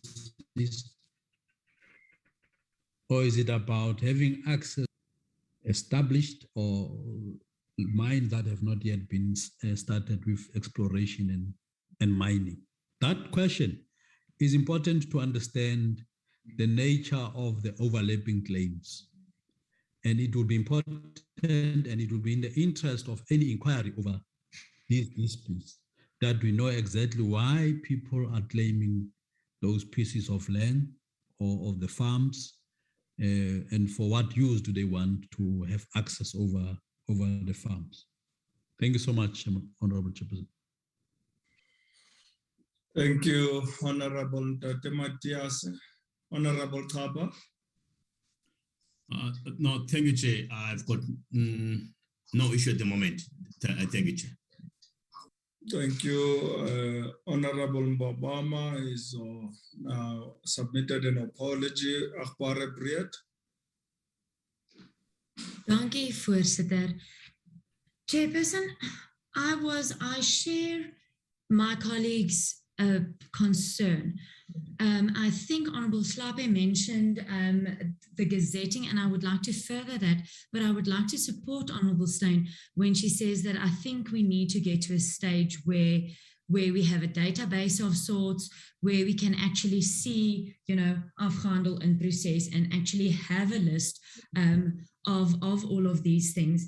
Chairperson, in terms of the gazetting, a lot of the claimants or a lot of the claims are in process, and what is outstanding is to be gazetted. The gazetting is. I would like to find out the specific details in what does that gazetting entail? Does that mean that we are at the stage where it can be gazetted and the claim can be settled, or is it where it can be gazetted in terms of openbare kennisname for if somebody wants to object, and then actually, take the claim further? What is that? What is the timeline in terms of the gazetting? Is there certain deadlines that the department itself meets or the commission itself meets to ensure that we do not, the only step waiting is gazetting and it takes a year or 2 or 3 in terms of that? And then, Chairperson, my fear is if we have a lot of if we have a lot of these in this final stage and not getting to the claimants, and I think it was Honorable Marshall maybe that said, where are we in terms of those, we're settling with the old order claims, now we have the new order claims. What then happens if there is then a conflict of interest in terms of that? Chairperson, and yeah, maybe just a final word is I'm quite worried about the claims. If this is the state that our old order claims are in, if we are not seeing title deeds going to our people, then I dan voorspel ek 'n opdraande pad for the new order claims, Chairperson, but that's just my opinion. Thank you, agbare breed. The Honorable Ndabezita, Kositebekulu, have you been able to join?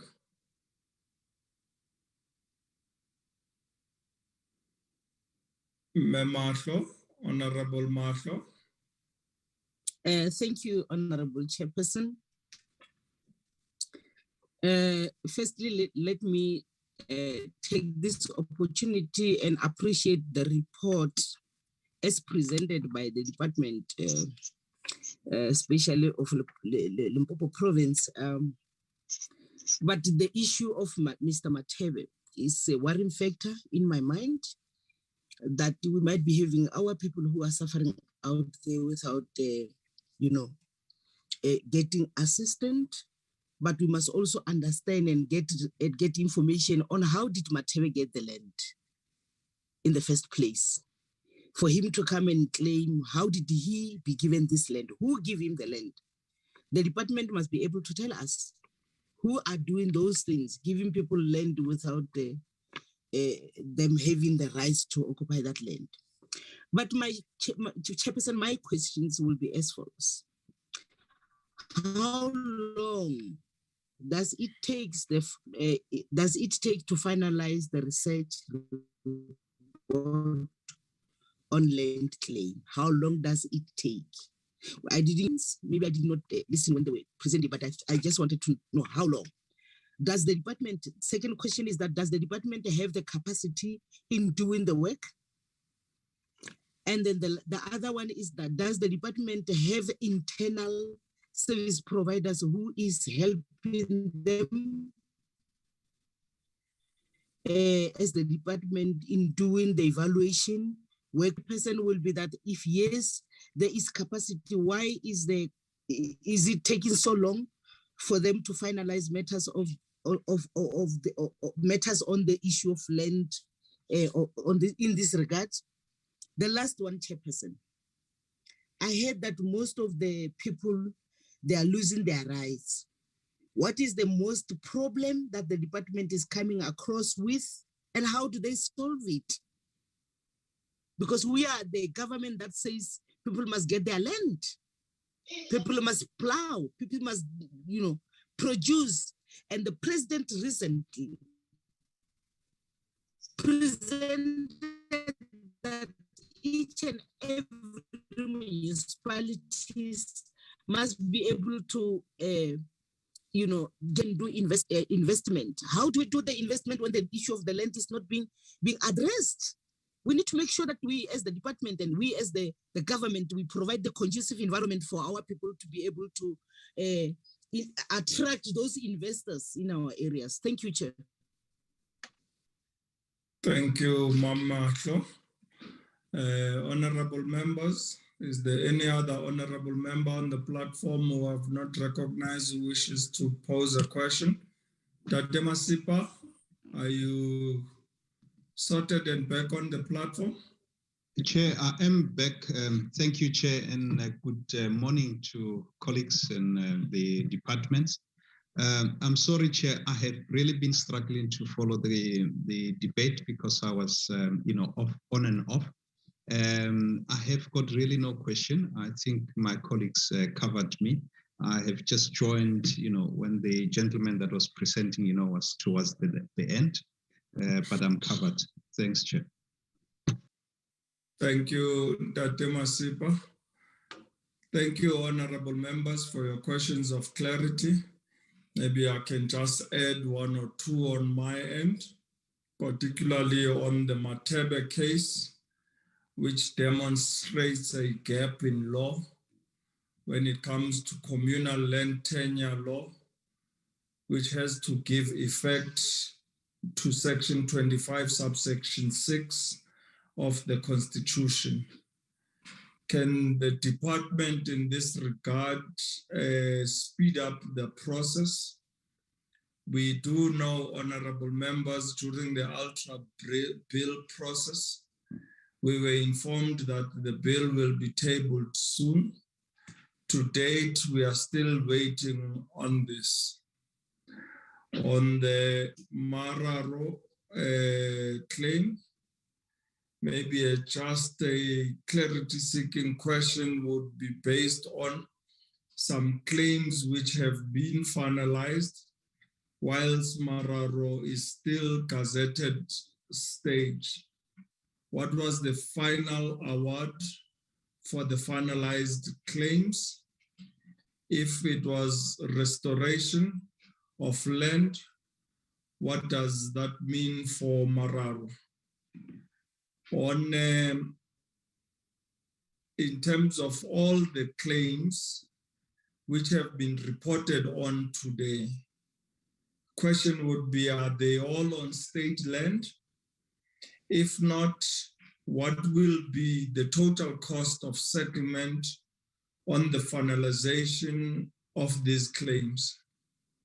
Thank you, Zul.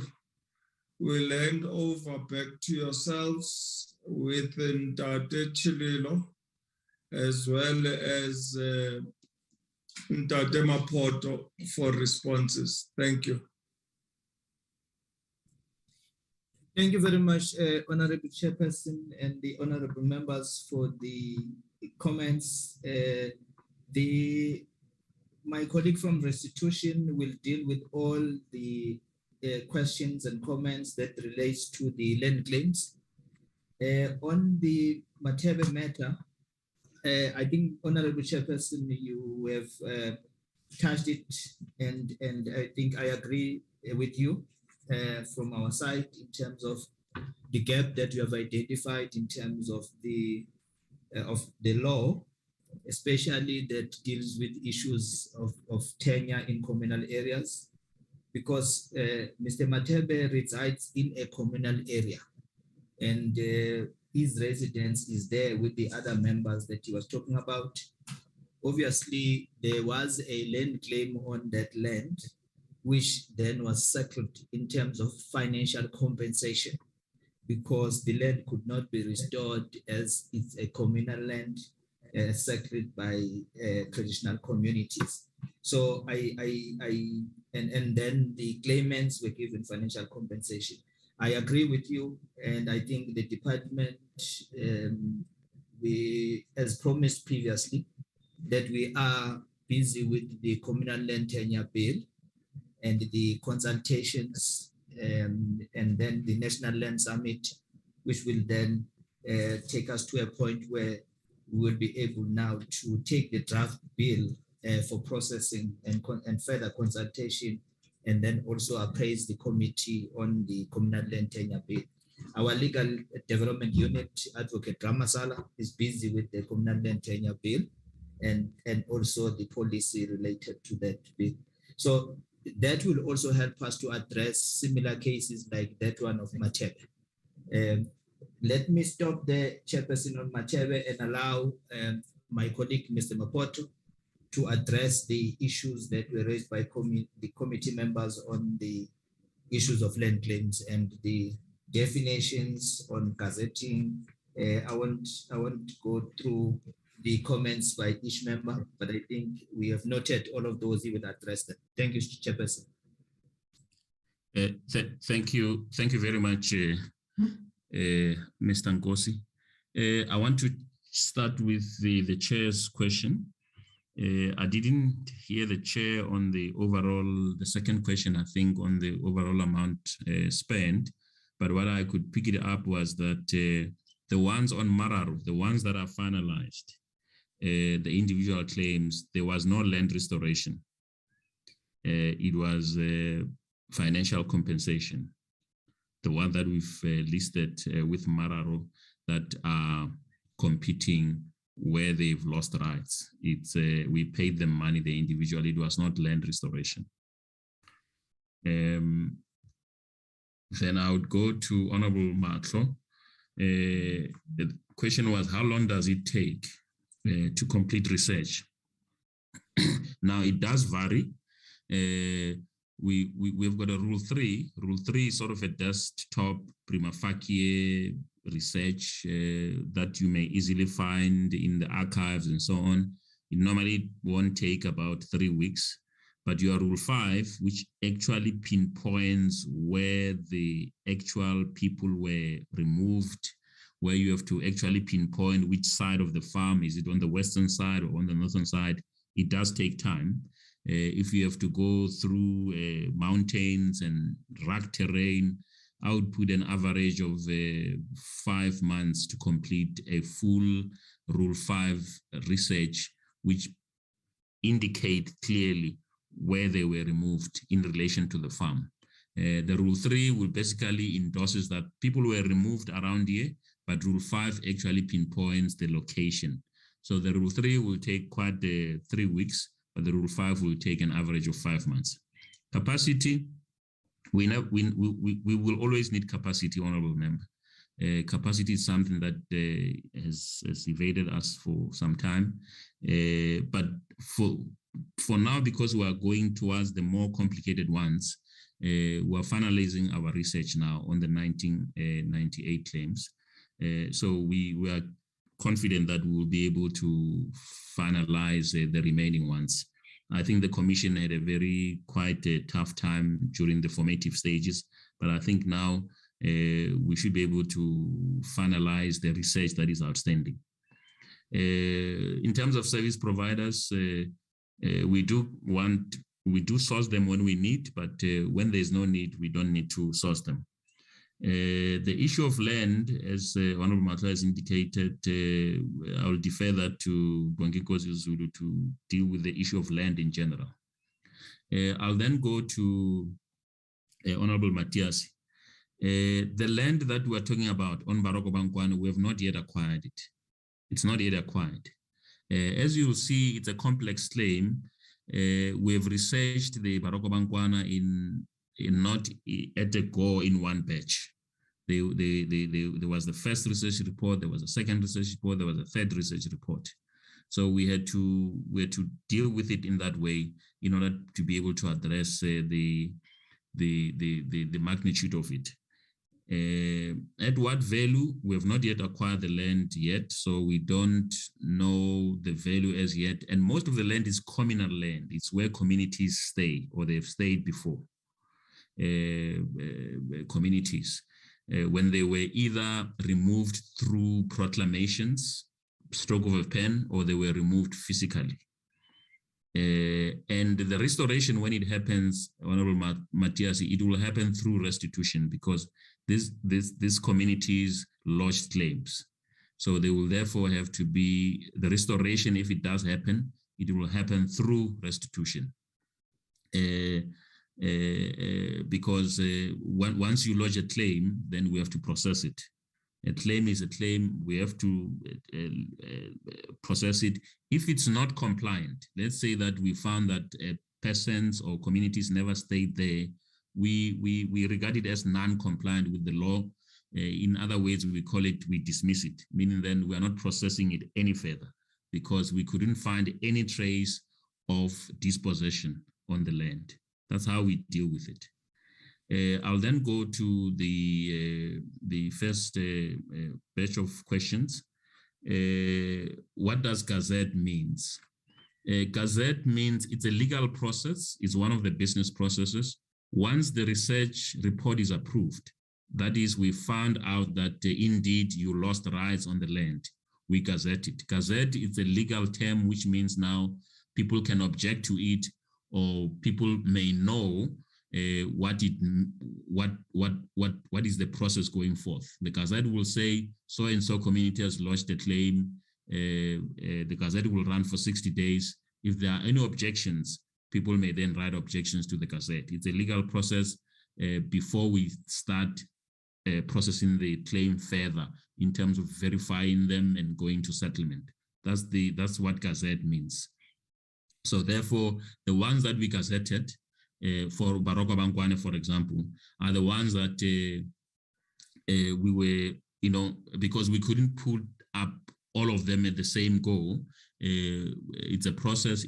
Officials do gazette them, but then because there's a lot of counterclaims on Baroka-Nkwana, before we finalize the claim of Baroka-Nkwana, we have to gazette the others who are also competing land claimants, so that we also tell the world, South Africa, that so-and-so has lodged a claim and it has been found to be valid, so that we can take all the claims, Baroka-Nkwana, as well as the counterclaims, to the process of finalization, which is basically a negotiated settlement. We call them, as I've indicated, say, all of three, you have lodged the claim. How do we resolve the claim? Normally, in my experience, Chair, there's never an agreement. In such cases, the matter will then have to be referred to court.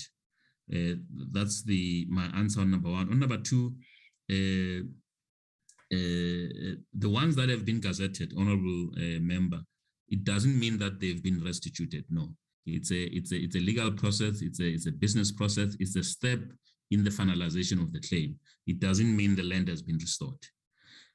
Those that could not qualify, like for example, I've indicated Petla, one individual who we said it does not qualify, and the other Bapoto tribe. If they do not qualify, there's a process in the Act that Section 62B of the Restitution of Land Rights Act of 44 of 1994, 24 of 1994, which indicates that we can then recommend to the minister if there's a need for land for those people, even if they do not qualify. Even if there's a land, we recommend to the minister for them to be identified as potential people who can then be identified for land allocation outside of the restitution program. Such process never really got to its ground in the department, as far as my knowledge and recollection is concerned, where the issue of those who do not qualify are then handed over for another process so that land can be identified for them. So what we've been doing in the last years that I've been in, when we dismiss a claim in terms of restitution, that is the end of the matter. But there's a section in the Restitution Act which says those that do not qualify, a recommendation can be made to the minister for them to be considered in terms of other programs of government. The other one in terms of proclamation, what does it mean? Honorable Member, the proclamation basically means that during the homeland system in Limpopo, due to various decision-making processes that were followed, an area can be allocated jurisdiction to another chief. That's how they did. So for example, a village 60 kilometers from where the proclamation chief resides can be given to him in terms of jurisdiction. So you would find that a community about 100 kilometers is under the jurisdiction of a chief who stays about 60 or 80 kilometers from where they stay. It was a legal way of creating jurisdiction over communities. It's called a proclamation. And these proclamations, they change over time. You might find that one community has got 3 chiefs who have got proclamation over them. Those proclamations still exist today. Those proclamations are giving us a challenge to restore land because they are still considered to be valid. in the 1960s and the early and the late 70s, because you find that some communities, because in the past arena, they could not be in good terms with the previous homeland system, jurisdiction over that area was given to another chief, as opposed to the chief that normally resided there. So historically, it creates problems, because then due to our policy of not creating social disruption and maintaining social cohesion, normally we do not restore land which has been proclaimed in favor of a chief, because you might find that it's 3 or 2 or 4 generations, that proclamation being there and so on. So we could not make headways of proclamation. So at the moment, it creates a problem, especially in a rural area like Kukune, where in most communities, there were proclamations as the homeland system was changing hands, and there were others who were favored by the previous homeland system, and they were granted multiple proclamations or proclamations on other people and so on. That issue, that challenge is still with us. I will end there, and Chair, if I've missed your question of the overall amount that was spent, if I heard you well, I will have to get the figures on that. I wouldn't have that with me immediately, but I hope that I've tried to answer, and I would want to end there. Thank you very much.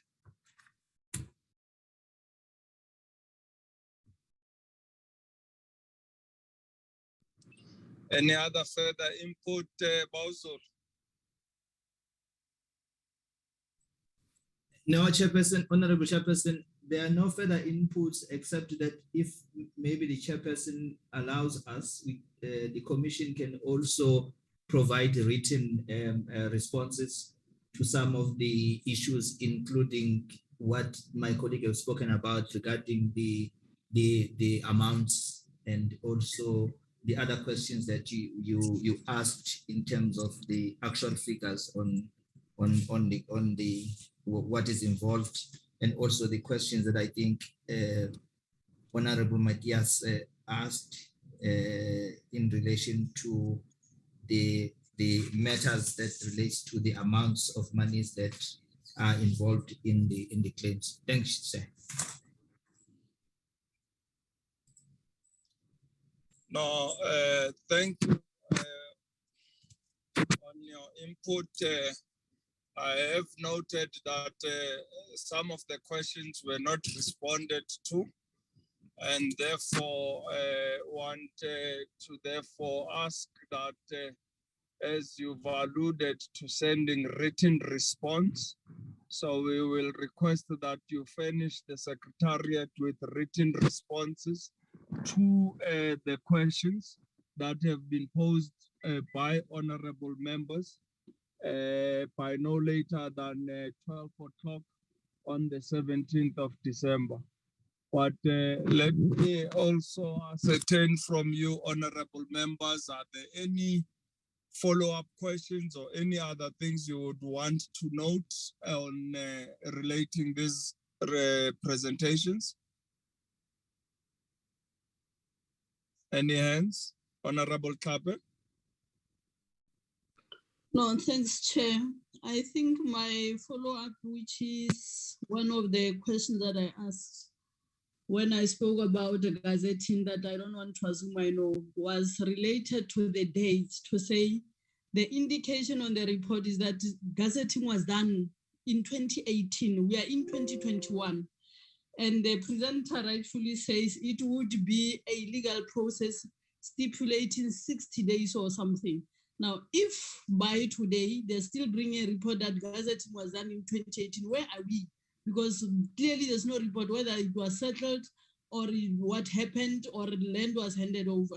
But what takes it long that you bring 2021 a report that say gazetting was done in 2018, and there's no further indication? Hence, I agree with honorable members that are saying this report lacks so much to be desired in many instances.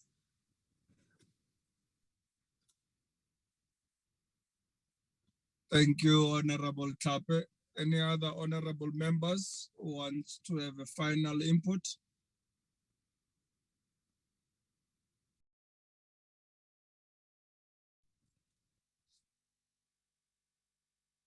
If not, honorable members, I would like to propose that perhaps in the coming year, when we are back in session and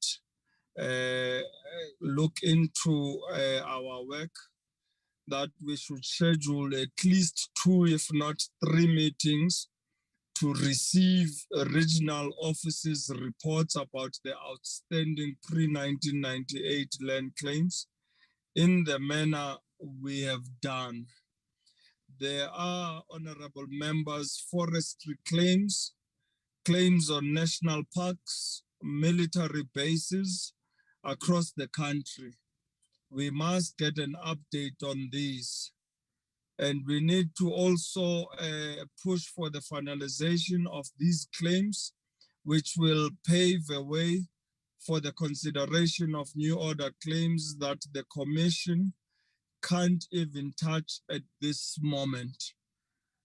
With that said, honorable members, let us thank the officials of the department for the presentations that they have been able to put before the committee, and request that they ensure that all the issues raised by honorable members are responded to in detail and sent to the Secretariat by no later than 12 o'clock on the 17th of December, that being next week, Friday.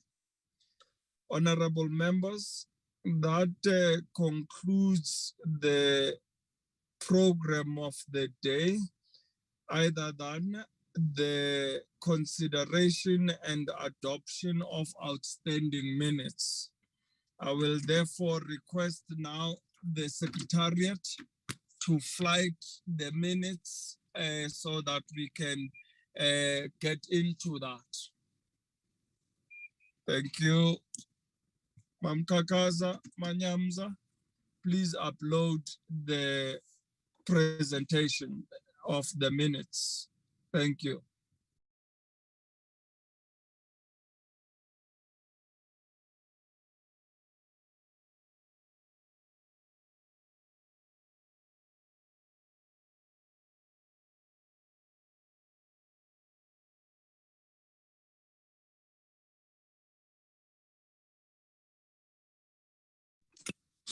Thank you. As before us, it is the minutes of Tuesday, the 30th of November, 2021. Page 1.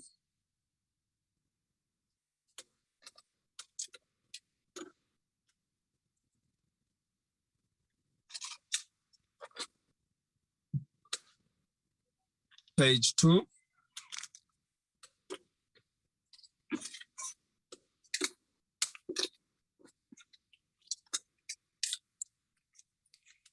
Page 3.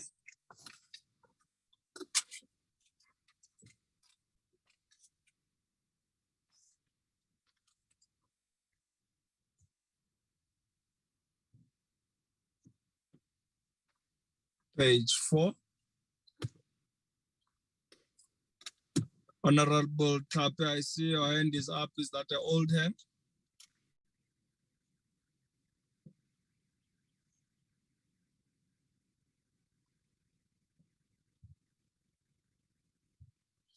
Page 5.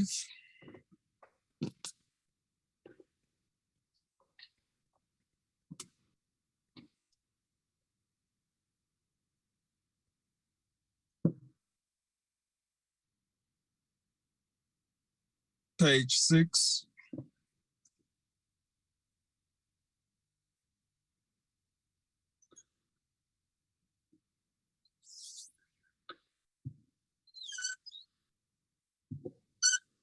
Page 7.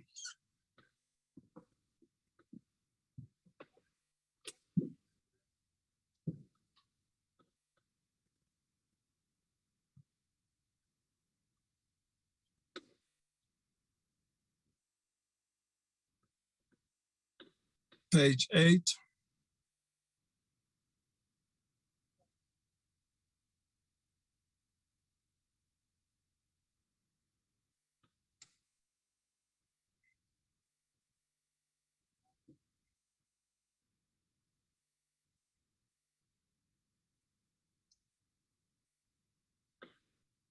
Page 9.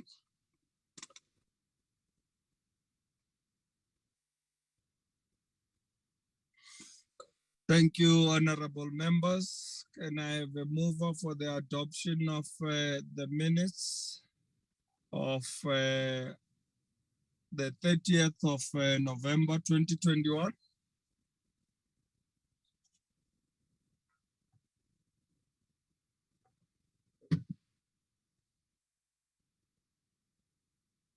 Honorable Stein. Chairperson, thank you. I propose that we adopt the minutes.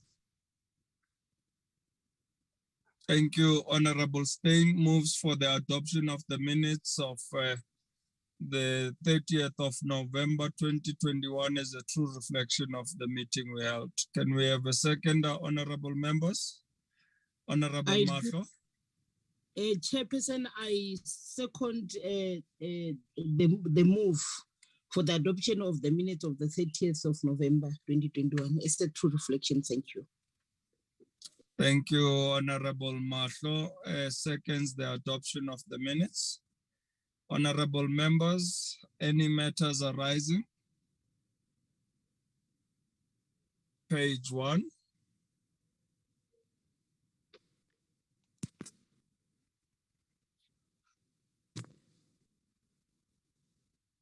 Page 2.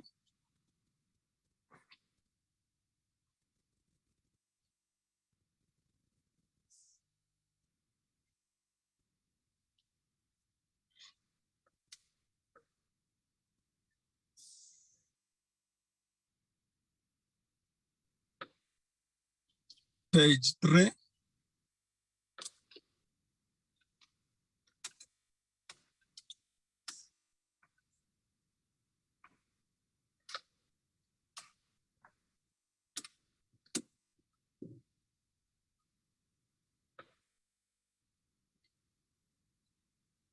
Page 4.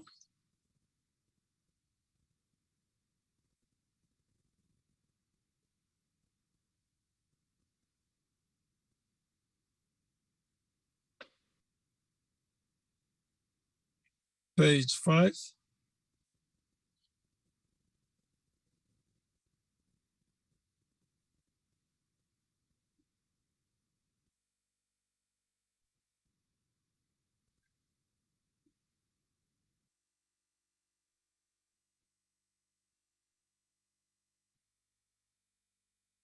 Page 6.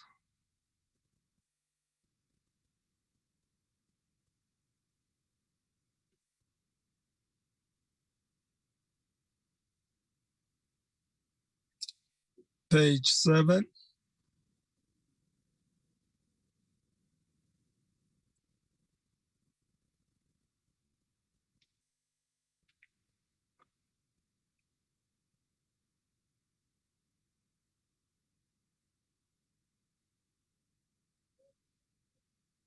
Page 8.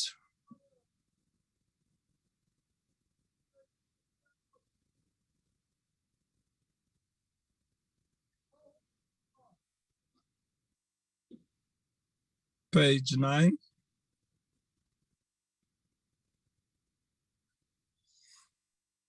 Thank you, honorable members. If there are no matters arising, take it that the minutes of the 30th of November 2021 have been duly adopted.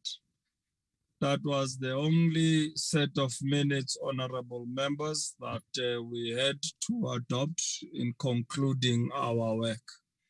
We therefore want to take this opportunity, honorable members, to thank you all for having availed yourselves into this session of our last in 2021. I want to wish you well during your constituency period and your holiday season. Spend it well with your loved ones. Get the much needed rest. It has been a very taxing year. Most of us have been totally worn out. Do utilize it to revive your body so that we can come back in 2022 and hit the ground running. We have identified a number of issues that we would like to engage on and particularly carry out oversight on. I therefore wish you all well, enjoy the holidays, and particularly our staff, the secretariat, content advisors, the researchers, as well as logistics and communication. Please have a wonderful holiday and stay safe, both on the COVID pandemic that we are witnessing numbers rise with the fourth wave looming. But those that will be traveling home to be with your loved ones, please ensure that you stay safe on our roads during this period. It can get very hectic on our roads, and we wish you safe journeys and that you may return in one piece. Thank you, honorable members. The meeting stands adjourned. Thank you, Chairperson. Same to you and your family. Thank you, everyone. Bye. Thank you. Bye. Bye-bye, colleagues. Sure. Thank you, Chair. Bye, colleagues. Primary goal, we must never lose sight of our primary goal. I'm not even